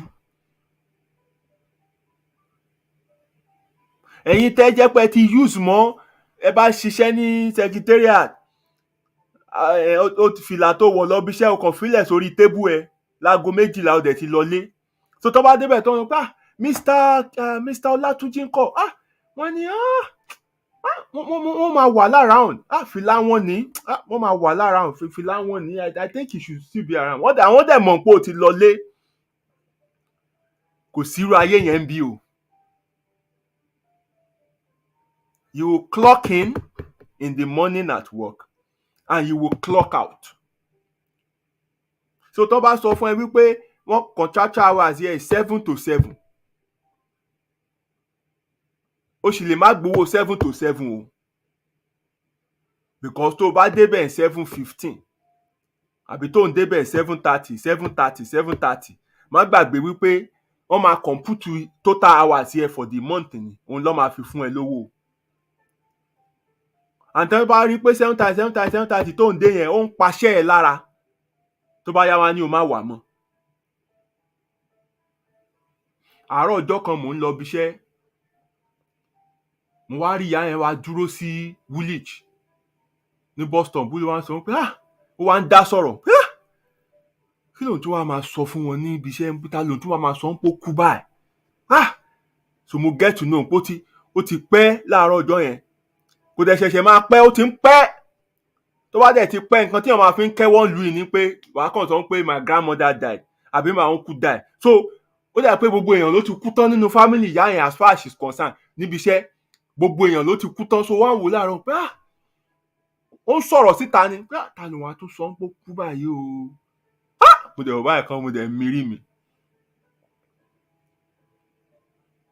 kò sáàyè gbogbo òmẹ́lẹ́ yẹn ń bí. You work with task. They see what you complete and that's what you get paid for. tó bá pẹ́ kúrò lé, wàá miss bus. tó bá ti miss bus kan, wàá miss bus kejì. tó bá ti miss kejì, wàá miss train. tó bá ti bẹ́ẹ̀, wàá pẹ́ débi iṣẹ́ because bọ́ọ̀sì ti ní aago tí wọ́n ń kúrò.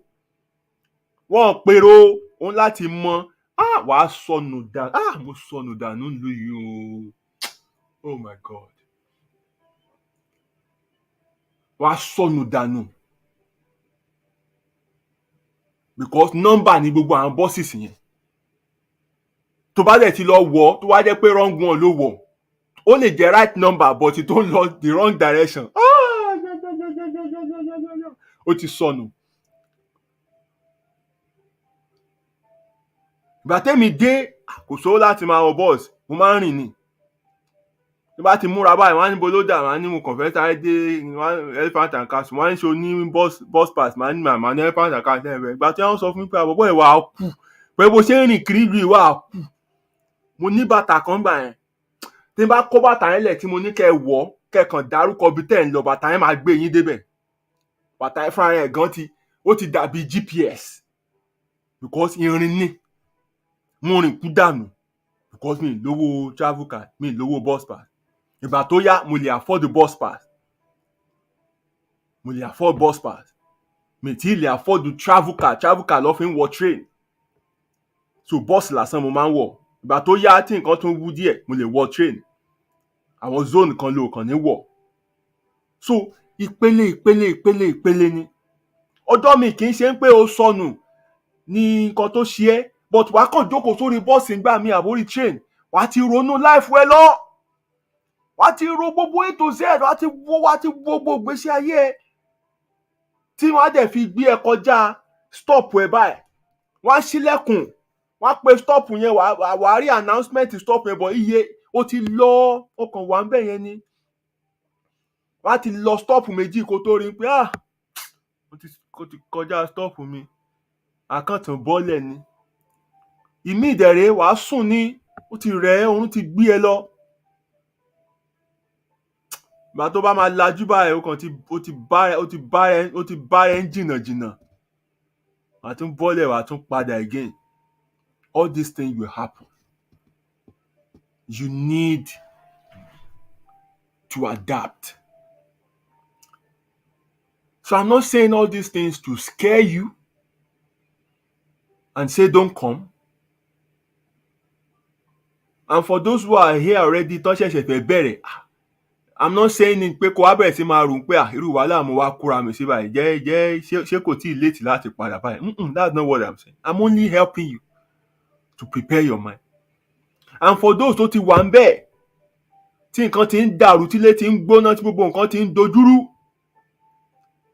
I'm saying this thing for you to find where the problem is nínú ilé yín. Ó látúnṣe, understanding lẹ need, communication lẹ need, àgbọ́yé lẹ need. Ẹ méjèèjì must be invested in the journey to make it work. It will work torí yín bá straight. Tẹ́ bá ready láti roll up sleeve yín and get your hands dirty, it will work. Many people have come here with hopelessness and they've gone to become multimillionaires in this country. They succeeded in this country. You too can do the same if you are just ready to work. If you are ready to make the effort, if you are ready to be humble, if you are ready, kẹ́ méjèèjì pawọ́pọ̀ kẹ́ foríkorí. ìkan ṣe school lọ́wọ́ ń sìn gbàgbàrà tó ṣe tán ìwọ náà sọ pé àwọn fẹ́ bẹ̀rẹ̀ masters sí ẹ o. ẹjọ́ jókòó kẹjọ sọ tóun bá sọ fún try and listen to the other person. pé láti ọjọ́ ta ti ń ṣe kínní àmàtí ìrákòjọ tí wọn náà bá tún bẹ̀rẹ̀ ṣe pé ọjọ́ ń gbọ́ jẹ́ ká gádàrà díẹ̀ gan. You as a guy you must be ready to listen. nípa okay òótọ́ ni yẹn ní sọ jẹ́ ká ṣarajọ náà and stuff like that. but wọ́n á rí pé ó ti ní master èyí tẹ́wọ̀n bá ní master á kàn máa rúdù sí mi kí ló fẹ́ fi masters ṣe kí masters dà ní ìgbésí ayé ẹ̀. You don't have to see your partner as your competitor or as your rival. You just have to see yourself as partners. Kẹ̀dẹ̀ fẹ́ lọ síwájú ara yín. By all ramifications, my wife is more qualified than me. She has a master's degree. I don't have, and she hasn't at any time made me feel inferior, and I don't feel inferior myself. I respect her. She's brilliant, and whatever height she wants to get to, I'm ready to support her. That is how it should be. You don't see the other person's progress as a threat. Ó ti dá báyìí, ó máa rí mi fín ni o, ó máa rán mi iṣẹ́ ni, kò ní gbọ́ràn sí mi lẹ́nu o. No, kò le tó yẹn. Wọ́n lẹ́ni tí ò bá fẹ́ kọ́rẹ́ òun jọba kò fẹ́ lọ́rẹ̀ẹ́ ọba ni. Torí kan bá dẹ̀ sunwọ̀n àrùn gbà.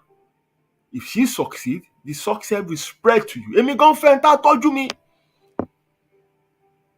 Wọ́n sọ fún blow kémi náà tiẹ̀ kí n rí tọ́jú. Blow. Àbẹ́ èmi gan I want to relax and be taken care of.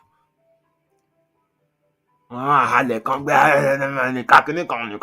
Kíni o fẹ́ kíni tí ó máa ká tiẹ̀ máa yé ni. Support each other to grow.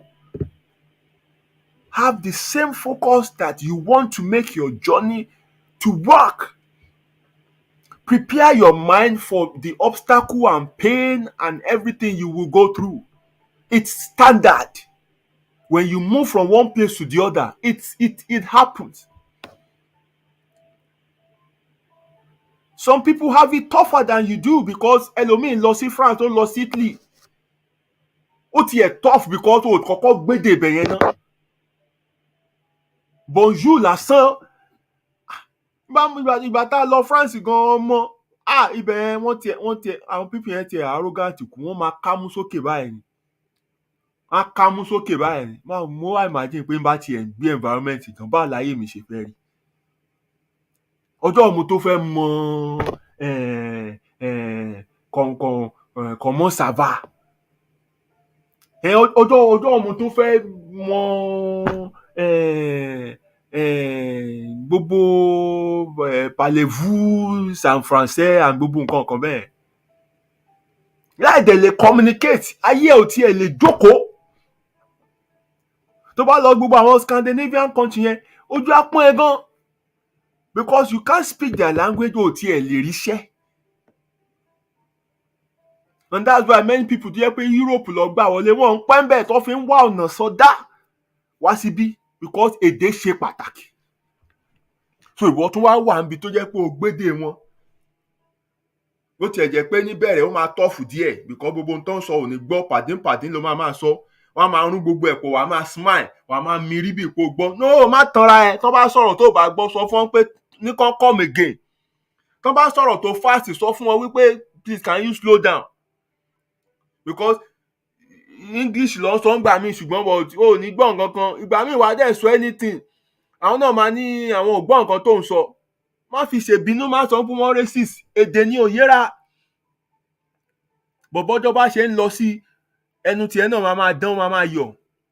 Ẹ wo orú àwa báyìí. Mo ti wà ń lu 17 years nísìnyìí. Ahọ́n mi ti lọ, mi ò lè sọ phoneme, mi lè sọ kankan. Ẹ wo English mi bó sì ṣe crude. Ṣùgbọ́n mo lè sọ òyìnbó tó correct kán dẹ̀ gbọ́ mi. And that's enough. Ọ̀pọ̀lọpọ̀ a máa sọ phoneme pẹ̀lú bad grammar. A máa lọ ahọ́n pọ̀. Gbogbo yẹn ò lè gbé ẹ débi kankan. You have to be true to yourself. So, I mean, there's a lot to talk about. Nínú ìrìn àjò yìí. There is a lot to talk about. But I hope I've been able to highlight, the most important point that I think you need at the start. Kò sí nǹkan tó rọrùn níbẹ̀rẹ̀. It is the order of life. Ẹ wò tí plane bá fẹ́ gbéra gan. Àti plane fúnra àtàwọn èèyàn tó wà nú ẹ̀, ìnira ni. Ṣùgbọ́n tó bá ti dé the right altitude, ó máa cruise ni. Ìgbà yẹn ló máa kó abọ́ jáde ń pé kẹ́ wá jẹun, kẹ́ wá mu nǹkan. Ìbẹ̀rẹ̀ wọn á ní kẹ́ fasten belt yín ni. Ìnira la fi gbéra, tá fi taxi, tá fi dìde. But when it gets to the right altitude, everything is cruise. So you must understand. Ẹ wò tẹ́yẹ bá fẹ́ gbéra náà, a flap wing yẹ láti gather speed láti lè gbéra. Wọ́n tó bá ti dé the right altitude tó rí the right wind, á kàn nà yẹ́ ni. Atẹ́gùn á máa ṣèyókù fún. And that's why you need to get the foundation right. Má wá with the wrong mindset, wá struggle. Kágbára lẹ̀ tó bá débi be humble. Kí lu tó humble ẹ̀ fún ara ẹ̀. Bẹ̀rẹ̀ láti ìpìlẹ̀ and take yourself up there. Understand process. Be involved in your own life. Ìlú ìwà ti mọ̀ pé prayer ò kì í ṣiṣẹ́ o. Wàá ṣiṣẹ́ ni. Wàá ṣiṣẹ́. O máa ṣiṣẹ́ ni o. O bá ń sow seed kékeré tó kù lọ́wọ́ ẹ̀ ló kàn tó lọ ń dàálẹ̀ fún wọn o. Wàá ṣiṣẹ́. Àwọn tó ń dàálẹ̀ fún yẹn wọ́n nílé 3 4 most of them ti wà ń lu ìtìpẹ́. Àwọn pásítọ̀ torí tó níbí wọ́n ti wà ń lu ìtìpẹ́. Wọ́n wà òkè gan, wọ́n ní investment oríṣiríṣi. Most of them ní oríṣiríṣi lé. O kàn tó lọ ń da change tó wà lọ́wọ́ ẹ̀ lẹ̀ fún wọn ni o. So fúnra ara ẹ̀ òun láti jẹ́ kí orí ẹ pé and have the right focus. Mo ti rin ìrìn àjò yìí ló jẹ́ kó yé mi o. I have a body full of scars.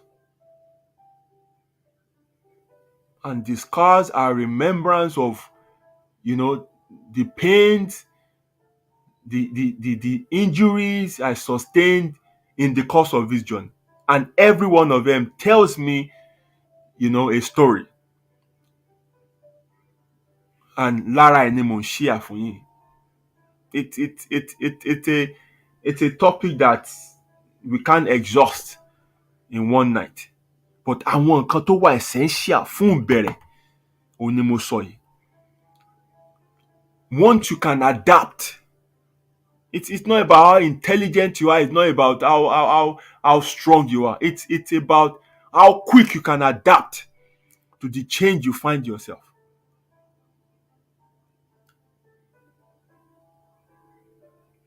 Kò rọrùn o. Òun láti stubborn. Òun láti stubborn gidi. Òun láti fẹ́ kó ṣiṣẹ́ kó tó lè ṣiṣẹ́. And then ó gbọ́dọ̀ kú ẹnu nílùú yìí. Òun láti máa béèrè. Á béèrè ọ̀nà kì í ṣìnà. You must always open your mouth and ask for direction. Kó tó bá rú ẹ lójú, má jẹ́ kó pẹ́, má jẹ́ kí issue ti dàrú. You must understand every stage of your life. Ó ti fẹ́ máa kan nǹkan báyìí. Tètè ké gbàjarè káwọn èèyàn tètè put it through. Má dẹ̀ lọ máa bá wọn tó jẹ́ pé help tó máa ṣe fún ẹ, ó tún máa fi ẹ́ sípò tí wàá tún ti need ìrànlọ́wọ́ ni. Àwọn oore kan wà. Ìrànlọ́wọ́ kan wà. It sends you back to a position where you will need further help. So, mọrú oore tó máa gbà o. Mọrú ìrànlọ́wọ́ tó máa gbà. Mọrú ìmọ̀ràn tó máa gbà. Mọ àwọn tó máa bá rìn. Àwọn kan ti park. Tí wọ́n bá dẹ̀ wà lójú journey tó wá bá àwọn tó ti park rìn, ìwọ gan ò ní kúrò lójú kan. So you have to move with people who are still moving. Wọ́n láti béèrè ọ̀nà lọ́wọ́ àwọn tọ́nà yé. And náwọn kòríta tí nǹkan ò bá dẹ̀ yé ẹ, don't rush things, just be patient. I've faced so many of those situations. All I do is just wait. Ìrànlọ́wọ́ á wá o. Ìrànlọ́wọ́ máa wá. The right help will come. Ó ní kú sí kòríta ẹ̀. If only you can just be patient. Ìrànlọ́wọ́ máa wá. You just need to be patient. Don't rush things. Let things happen in their due course. And always aim for the top. Má dúró lójú kan. Ìwọ náà try kó gbéra. Try kó improve ara ẹ̀. Time tó ń waste sí ṣọ́ọ̀rù. Time tó ń waste sí service. Time tó ń waste sí workers meeting gbogbo nǹkan kan bẹ́ẹ̀. Lọ fi dókòó ti àwọn training àbí àwọn online course àbí àwọn free kíní kan tó lè ṣe to improve yourself. Because the more you can do in this country, the more you can earn. The more skills you can display, the more to wà marketable. So má káwọ́ gbéra, má waste time ẹ̀, ranra ẹ̀ lọ́wọ́. There are places where people gather tó jẹ́ pé look, àwọn díì kan wà tó jẹ́ pé orí golf club ló ti complete ẹ̀, bar kan ló ti complete ẹ̀ kan. Tó bá jókòó ṣọ́ọ̀ tó ń sọ fún yín pé ẹ lè lọ ilé ọtí, ẹ lè ṣe báyìí, ẹ lè ṣe nǹkan, wọ́n fẹ́ ba ayé ẹ̀ jẹ́ ni. Òun láti gbé ẹsẹ̀ kó rìn lọ síbi tí o ti máa rí ìrànlọ́wọ́. That's what you need to do. Wèrè ẹ̀dá kan gbé laptop ẹ̀ ń lù í, kò níṣẹ́, ó dẹ̀ gbé laptop, ó ṣòwò ẹ̀ ń church. Ẹ jọ kí ló fẹ́ fi wáṣẹ́? Gbogbo CV application tó ẹ jọ kí ló fẹ́ fi apply? Ìwọ náà má hùwà òpònú bẹ́ẹ̀ yẹn o. Ọlọ́run ò ṣáṣẹ́ o, Ọlọ́run ò tẹ làpí o, kò sí ní tọ́lọ́run fẹ́ fi laptop ẹ ṣe. Ìwọ ló need laptop yẹn láti fi wáṣẹ́ o. Ẹlòmíà máa gbàmọ̀ràn lọ́wọ́ ẹni tí ò ní íńtánẹ́ẹ̀tì ńlé. Wàá jẹ́ káwọn tí ò ní íńtánẹ́ẹ̀tì lé bọ̀ tán ti pẹ́, torí àwọn màmá yẹn wọ́n ti pẹ́ lù í, wọ́n ṣe wàá jẹ́ kán máa choose fún ẹ. Wàá jẹ́ kí ẹni tí ò ní íńtánẹ́ẹ̀tì lórí fóònù àbí nínú ilé kó máa fún ẹ ní ìmọ̀ràn. Ó ti fọ́kọ̀. Ìwọ dẹ̀ ní smartphone, ó ní íńtánẹ́ẹ̀tì lọ́wọ́, ó lè wá ojútùú sí ọ̀rọ̀ ara ẹ̀. Ò ń gbàmọ̀ràn lọ́wọ́ àwọn tí ò ríran. Ò níbi lọ o. Ò níbi lọ rárá. So òun láti gbéra ẹ̀. Òun láti ranra ẹ̀ lọ́wọ́. And also, let me end with this. This is what I'm just trying to figure out myself. You have to find the time to focus on your health. Ìlú yìí ń pààyàn díẹ̀díẹ̀ ni o. So òun láti wá àyè láti ṣe exercise, láti unwind. Á dà pé àyè ẹ̀ ò yọ, á dà pé kò sí, ṣùgbọ́n láti create ẹ̀. Kó má bàa ní stroke, kó má bàa ní àwọn àrùn kárùn. You have to be mindful of your health. Torí pé o ti lè afford ẹyin bí, ṣé kó wá máa dín crate ẹyin kan ní ọjọ́ kan. Pé ẹyin rèé, a máa jẹ ẹyin ìlú yìí. Torí ẹyin wọ́n lé ọ̀rẹ́ ẹyin jẹ́ ń lè wá débí. Ó yẹ kó understand gbogbo ohun tí kinní ń dá sí àgọ́ ara. Gbogbo nǹkan dídùn junk food ló cheap jù ń lù yìí. When you want to eat healthy food, wọ́n kú. Wàá máa gbé wọn lẹ̀ báyìí tó bá ti ń wo price wọn. Ṣùgbọ́n gbogbo àwọn oúnjẹ tó máa pa ẹ́ yẹn, àwọn ló cheap jù.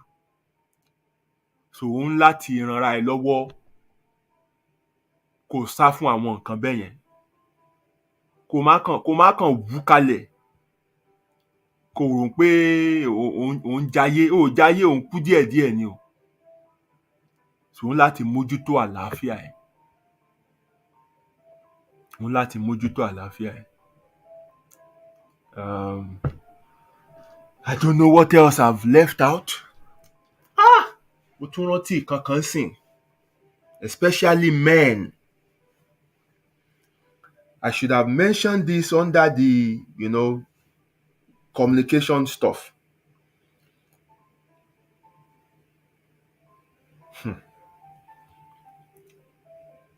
Tó bá jẹ́ oníṣìná, ìlú yìí máa help ẹ gan.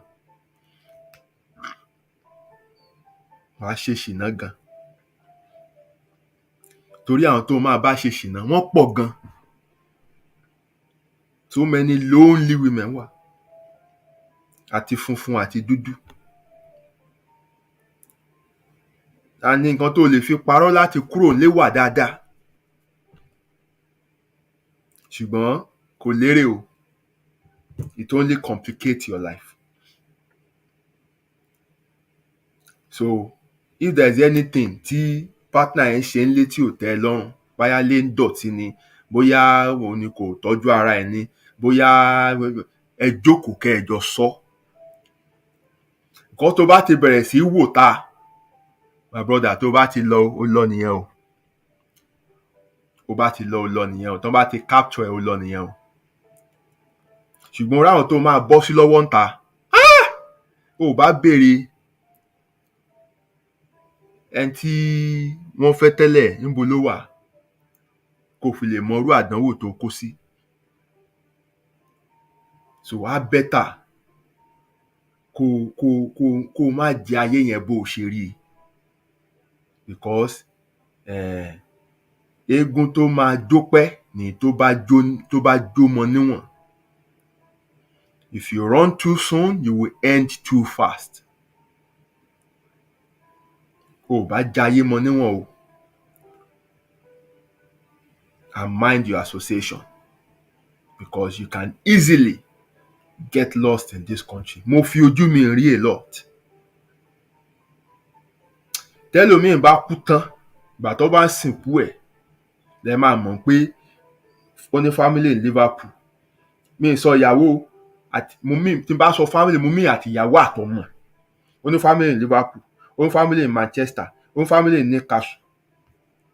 Nígbà tó bá kú tán lẹ máa mọ̀. Torí wọ́n ti gbé ayé rádaràda. Ṣùgbọ́n gbogbo ẹ̀ wàhálà náà ló ń kó sí èèyàn lọ́rùn. So á bẹ́tà gbogbo nǹkan tó bá like nínú ilé ẹ jókòó kẹjọ yanjú ẹ̀. Madam tó bá dẹ̀ ń bẹ́yìn náà sọ̀rọ̀ ẹ gbọ́ kẹjọ ṣàtúnṣe gbogbo ń tẹ̀ ń là kọjá ó látúnṣe communication ni nǹkan tí ó miss. Àkẹ́dẹ̀ wà honest. Má sọ pé n tó ń sọ yẹn rubbish ni kò sí nǹkan kan tó jẹ́ rubbish. It's a valid concern. Ìwọ náà máa sọ pé ó dìgbà tí ìwọ náà bá ṣe báyìí kí n tó ṣe báyìí kò sí kankan tá a ṣe nu yín ẹ bá gbà fúnra yín kẹ́ lè rí gbígbé. Ilé ń dàrú every single day. Ilé ń dàrú. People who are just coming in are not finding it easy. Ilé tí ó dàrú kan tó kúrò nílé bó ti ẹ̀ yẹ pé wọ́n ní unresolved issue wọ́n ṣì ń pàṣẹ bàtọ́ débí ìlú ì máa expose everything. Ìwọ tó dẹ̀ jẹ́ pé wọn náà ni main applicant jẹ́ pórí ẹ̀ lọ depend lórí má máa fi visa threaten wọn. Kán tó sọ 1-2 o tó ń sọ pé wàá pa visa visa èló gan lọ fún wọn gan náà. Ṣé ọmọ onílùú ni ìwọ gan ni èló gan ni visa ọdún oṣù mélòó ló gbé dání 18 months tó ń kápárù. Visa oṣù mélòó gan ló gbé dání tó fi ń threaten ayé gan. Ò bá ní sùúrù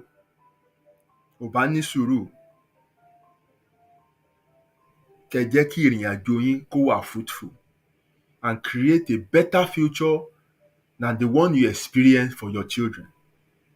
Káwọn ọmọ yín má bàa gbé ayé bẹ́ẹ̀ ṣe gbé. Kẹ́ má padà sẹ́sẹ̀ àárọ̀ yín kí ìrìn àjò yín má forí ṣánpọ́n. This is my advice for you tonight. It's not easy. Tó bá promise pé easy tó bá pa àwọn tó máa ń wá ṣọlédé ọ̀sẹ̀ méjì yẹn ni ló ń wò tó fi ń wò pé ìwọ náà jump on the plane ń bọ̀ ń bí my dear ó ti ṣe mistake because àwọn yẹn kan tó wá ilé holiday 2 weeks yẹn wọ́n ti ṣeṣẹ́ oṣù mẹ́ta tí wọ́n tán save gidi tán fìyà jẹra wọn tán ṣiṣẹ́ oríṣiríṣiṣẹ́ tán gádà owó. Wọ́n á lọ Primark ra àwọn white shirt oríṣiríṣi wọ́n á fi chain kan sọ́rùn wọ́n á wálé wọ́n máa fi ọwọ́ jákè aṣọ báyìí wọ́n á máa fi ẹnu fẹ́ra. Ooru mú nílùú yìí ṣá. Ìwọ bèrè tán bẹ́ẹ̀ mú bọ̀ wọ́n á máa sọ fún all the time pé ẹrù àwọn ò tí ì dé ẹrù yẹn ò lè dé tán máa fi lọ torí nǹkan kan ò dé. Wọ́n kàn ṣẹ́ owó díẹ̀ dání ni gbogbo nǹkan tó máa fún yín náà ìṣáná torchlight gbogbo àwọn nǹkan bí gbogbo jọ bí souvenir kò jọ bí pé wọ́n pín nǹkan party àwọn nǹkan tó máa kó lé lọ́wọ́ náà nìyẹn. Àwọn yẹn nìwọ wá rí tó wá wà pé ọmọ nǹkan náà láti wá London ni wọ́n tàn ẹ́ wá ní o ṣùgbọ́n tó bá mọ tó yẹ kó mọ̀ kó tó gbéra you will face all those things but you will overcome them. We have so many Nigerians who have done well for themselves here. Ẹni tó kọ́kọ́ gbà mí sílé ìlú yìí, ó níṣẹ́, ó níléeṣẹ́ ńlá, big man ni. Bẹ́ẹ̀mi náà ṣe wá lu ìlú náà wá ń gbà yẹn. The opportunities. Ìwọ̀nba kékeré tèmi náà dà lénìí. Ìlú ìkọ́ ló sọ mí dà, ìlú ìkọ́ fún mi ní enabling environment ni. Kíní yẹn ti wà nú mi láti lé, mo ti débẹ̀ láti lé, ṣùgbọ́n ìlú táwa yẹn ìlú tó ń pa ògo ni, ìlú tó ń fàyàn mọ́ ẹ̀dá ṣòfò ni. Ṣùgbọ́n gba mo débí, mo rí enabling environment for me to be able to pour out what is inside of me. So ìwọ náà ní nǹkan nínú. Let the environment take advantage of the environment. Educate yourself, be informed. There are so many things, there are so many opportunities available that you can key yourself into. Tí n bá tètè wá lu ìnà tó bá pé bí lọ́ bí mi sí ni màá ti retire báyà as a footballer. Màá ti retire. Èmi àtàwọn Ferdinand àbí Lampard àjọ máa jókòó sínú BT Sports Studio tájọ máa ṣe pundit ni. Kọ̀sẹ́ẹ̀tì tí n bàbá play nìyẹn. Ṣùgbọ́n ìrìn àjò ti lọ́jù kí n tó débí. Bàtà tí mo débí tí mò ń play máa bá àwọn ex national team footballer play níbí. Ibẹ̀ scout kan ti rí mi. Philip package me láti lọ ṣe trial in Sweden. Ọjọ́ ti lọ, ìgbà ti kọjá. It didn't work out in the end because I was just working against time. I've wasted the better part of my youth in a land that never cared. But quickly, mo gbójú kúrò ńbẹ̀. Gba family mi dé, tí mo bímọ, priority change. Mo mọ̀ pé ọmọ kò sáyè gbogbo ilé mọ́ o. Mo láti tún focus orí nǹkan mi. And that's when I stopped playing football, completely. Ṣùgbọ́n wọ́n ní ayé tí ẹṣin ò jẹ ìrùdí á jẹ. I have kids that this land can give that opportunity that I never, got for them to become successful. So, bẹ́ẹ̀ bá ro ti ara yín, tẹ́wọ̀n ń páyé tí yín ti pin ẹrù tàwọn ọmọ yín o. Tó bá jẹ́ torí tiwọn, lẹ máa fi jẹ́ kórí ara yín pé and cooperate, then it's worth it. Wọ́n ní ìran mẹ́ta ìtòṣì, ìran 20 lè tòṣì o. If somebody within that generation don't stand up and say I'm putting a stop to this suffering. So ẹ jẹ́ kí ìyà yẹn tán nínú ìran yín. Ẹ má débí kẹ́tọ́ á máa ṣòṣì. Because ìyà yẹn ń dálẹ̀ fáwọn ọmọ yín. But if you don't want your kids to live the kind of life you've lived, then please help them by working on yourself so they can, break the chains that you couldn't break. So that ìdè tó dé yín kò ní dé àwọn náà.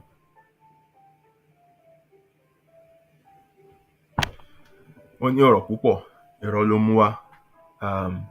Almost 3 hours now. I think I've covered as much as I think is important for now. Like I said, kì í ṣọ̀rọ̀ téèyàn lè sọ tán. Ó pọ̀. Ṣùgbọ́n ní ìbẹ̀rẹ̀, the foundation matters a lot. If you get it right from the start, trust me, you will be fine. You will be fine. You will be fine. You will be fine. But tó bá ti wọ́n bẹ̀rẹ̀, á máa wọ́ lọ ni o. Ìbẹ̀rẹ̀ mi ló dáa. Ìbẹ̀rẹ̀ mi ló dáa. Orí ìbẹ̀rẹ̀ yẹn ni mo ráyè build ilé. Tó bá ti wọ́n bẹ̀rẹ̀, it takes heaven for you to be able to labor. So, now, let me round up with this. Everything I've discussed tonight is based on people who came in through legal means, who came in legally, people who had, proper papers to stay. Now ẹ wá imagine àwọn tí ò níwèé tán máa face.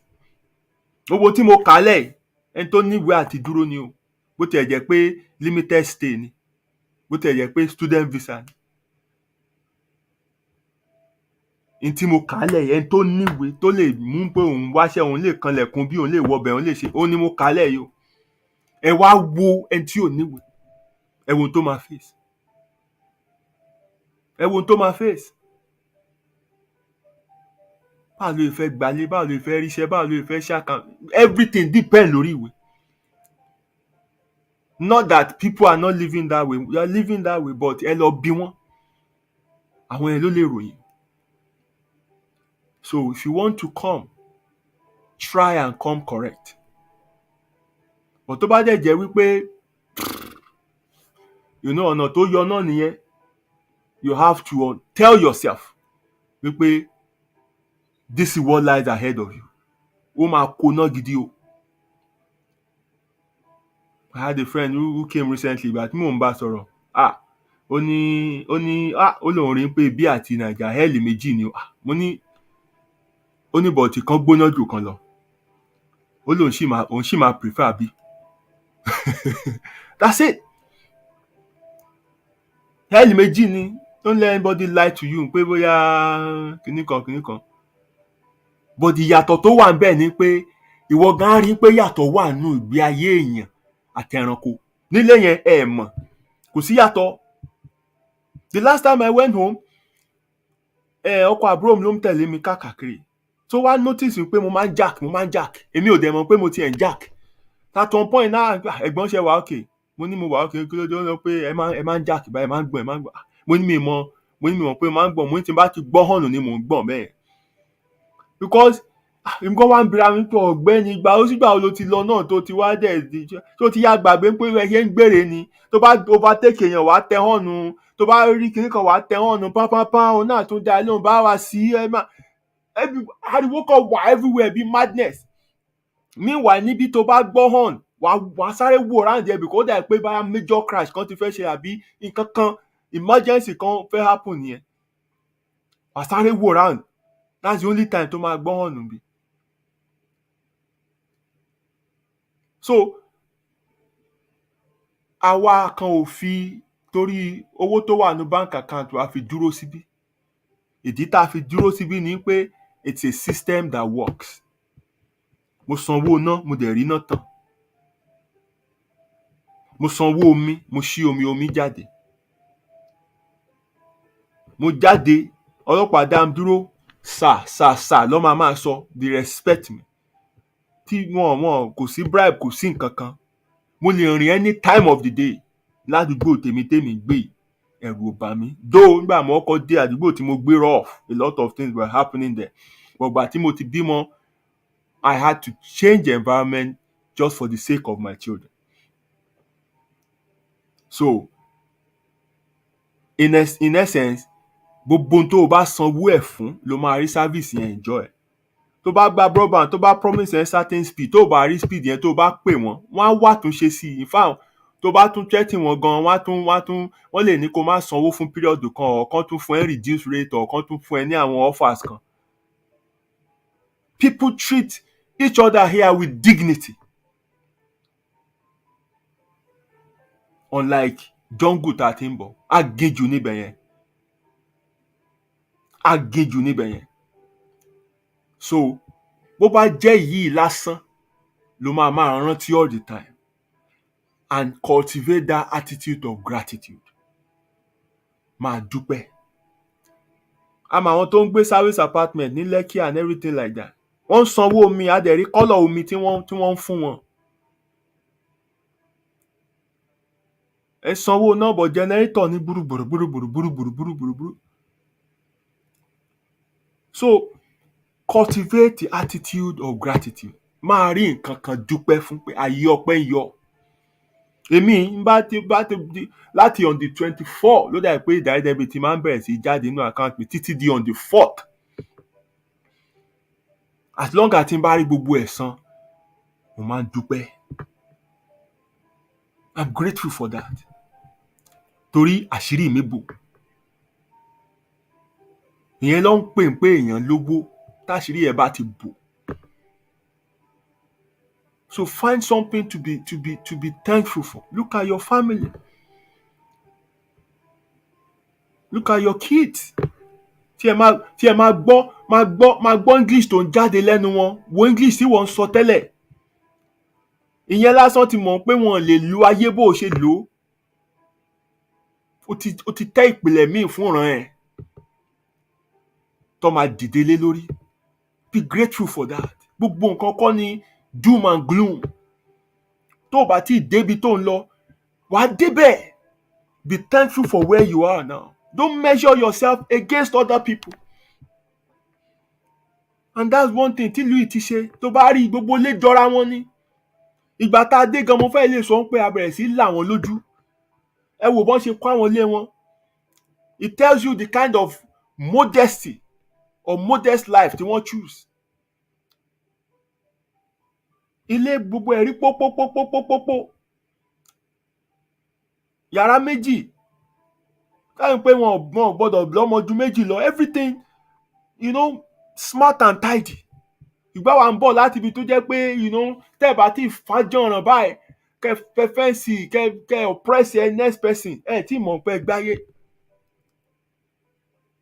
But tó bá débí wàá rí pé nǹkan tí next person ní ìwọ náà ní.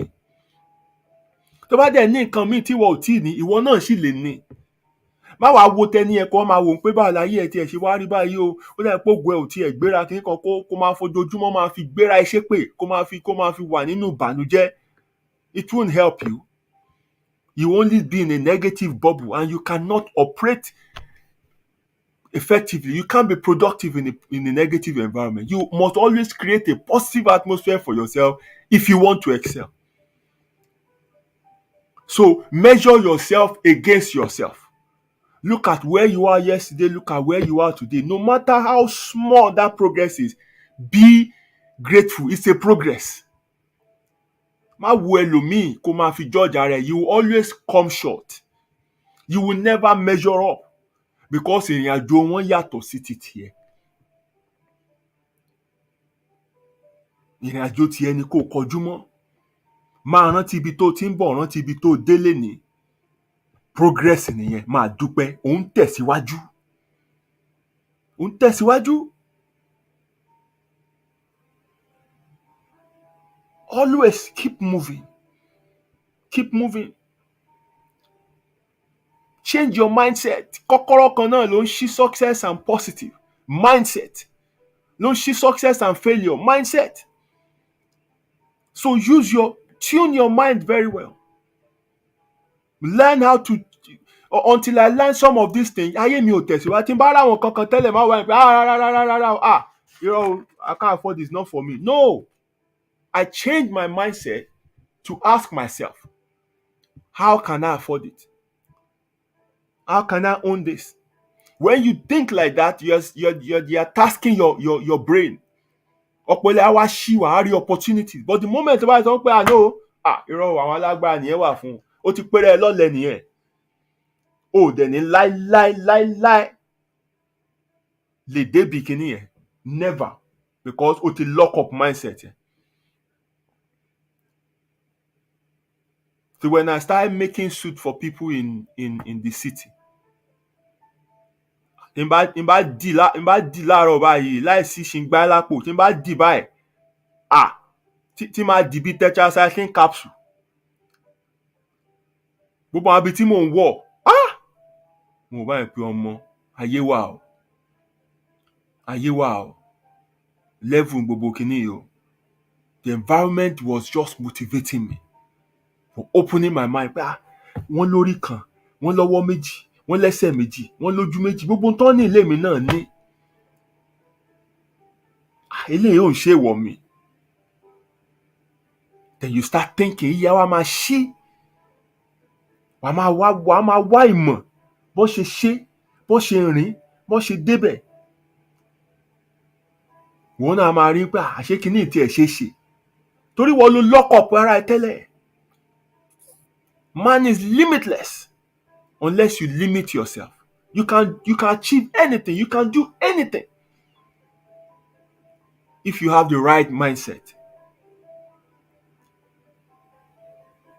I can't do that thing. Change it to I'm just learning. I'm still learning it. Nobody likes me. Change it to I'm not for everybody. I can never afford it. Change it to how can I afford it? Oh, I don't have the time to do that. Change it to I've not made it my priority. These little things, this little change of mindset will help you a lot. Kò sẹ́ni tó gbówó wálé ayé o, kò sẹ́ni tó gbọ́gbọ́n wálé ayé, kò sẹ́ni tó gbogbo ń tà níláyé ayé láti mú jáde. Gbogbo abijé gbogbo nǹkan tó níyẹn ayé ni wọ́n ti bá, ayé ni wọ́n ti eke out. Kò sọ́mọ tán bí tó kú anything wá. Àdìwọ́ wá báyìí ni. Màtán la ọwọ́ yẹn kò hàn bá nǹkan kan bẹ̀. Ayé láti ṣa gbogbo ẹ̀jọ́. Àyè wà fún wọn náà, ìpín wà fún wọn náà. You can do it. Ẹ rántí tí mo sọ fún ìyá mi, kàkà kọ́ mọ́ fìṣẹ́ wọ̀lú àfọjọ́ pọ́njọ́ ẹ̀ lẹ́yìn òdì. So as long as I'm still here, á jẹ́ wípé ọwọ́ mi ò tí ì ba nǹkan tí mò ń wá nìyẹn. So èmi náà ṣì ń ṣe kí ni, mo ṣì ń hustle. Thank you everyone for listening to me tonight. I don't want to hold you much longer. We've gone past midnight and, I've done 3 hours straight. There's so much to talk about, but I'll just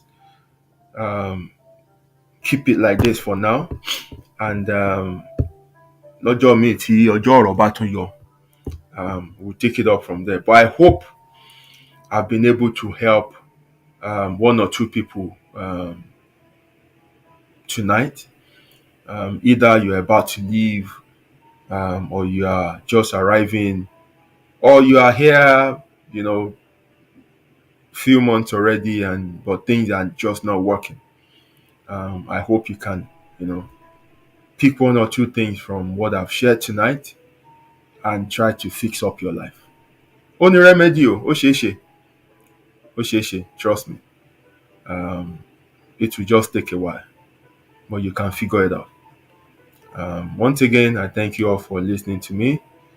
I'll leave you for now, and hopefully, by the special grace of Eledumare, we will meet again next week, Friday, and we'll have something interesting to discuss again. Until then, thank you and God bless you.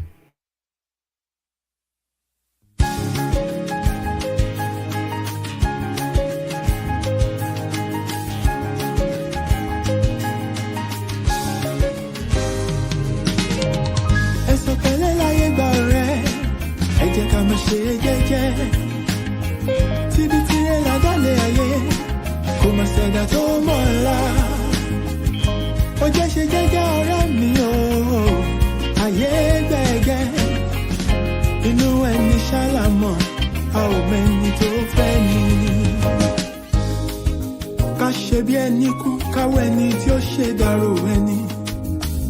Ṣàṣà ènìyàn nífẹ̀ẹ́ ní lẹ́yìn, tẹrú tọmọ nífẹ̀ẹ́ ní lójú ẹni. Ọmọ aráyé abániwọ̀rọ̀ pa orí dání wọn. Ayé ò fẹ́ ní ìfọ̀rọ̀, orí ẹni ní pẹ́ kó yẹ ni. You gotta be strong cause the world is a battlefield. Òjò láyé ó gbé ní lọ, bá ò bá mọ̀ wẹ̀. Má ṣe làlà òtọ́ láì bá dé, stress of ìdákùn ṣe jẹ́jẹ́. Ilé ayé ogun ni ó gbọ̀gbọ́n. Ẹ̀sùn pẹ̀lẹ́ láyé gbà ọ̀rẹ́, ẹ jẹ́ ká má ṣe jẹ́jẹ́. Kíbi tí ẹ ládàlẹ̀ ayé, kò má ṣẹ̀dá tó mọ̀ ọ́la. Ó jẹ́ ṣe jẹ́jẹ́ ọ̀rẹ́ mi o, ayé gbẹ̀gẹ́. Inú ẹni ṣàlámọ̀, a ò mẹ́ni tó fẹ́ ni. Ṣẹ̀rántí a ò mẹ́rin ìjọba ẹ̀wẹ̀kú ẹ̀wẹ̀lẹ̀. Àwọn lọ́tẹ̀ ni wọ́n dìde wọn lájànà kó lè rínú gbọ́gbé. Àṣenìtàn bá ní ìdàrú ṣálọ̀ máa ráyé. Àwọ̀ fẹ́lẹ́ bòónù kò jẹ́ àríkùn má ṣe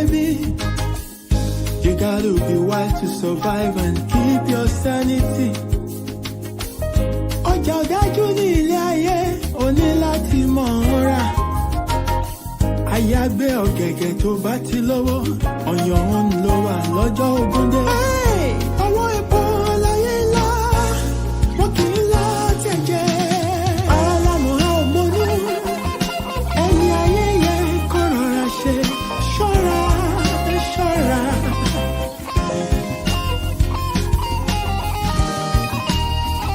Pọ́sọ̀ fura, pọ́sọ̀ ti jẹ́ sí iná.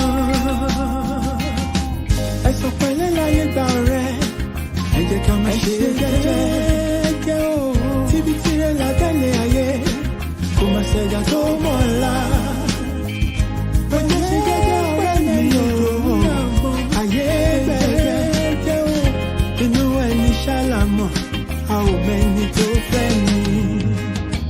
Ẹ̀sùn pẹ̀lẹ́ láyé gba ọ̀rẹ́, ẹ jẹ́ ká máa ṣe jẹ́jẹ́. Tíbi tirẹ̀ látẹ̀lé ayé, kò máa ṣẹ̀dá tó mọ̀ ọ́la. Ilẹ̀kùn bá jẹ́ ṣe jẹ́jẹ́ ọ̀rẹ́ mi o. Ayé gbẹ̀gẹ́, inú ẹni ṣàlámọ̀, a ò mẹ́ni tó fẹ́ ni. Ẹ̀sùn pẹ̀lẹ́ láyé gba ọ̀rẹ́, ẹ jẹ́ ká máa ṣe jẹ́jẹ́. Ọ̀rẹ́ mi ṣòwò fún abẹ́lé ayé, àgbà tó ti fi tó mọ̀ ọ́la yòókù lọ́gbọ́n. Ó jẹ́ ṣe jẹ́jẹ́ ọ̀rẹ́ mi.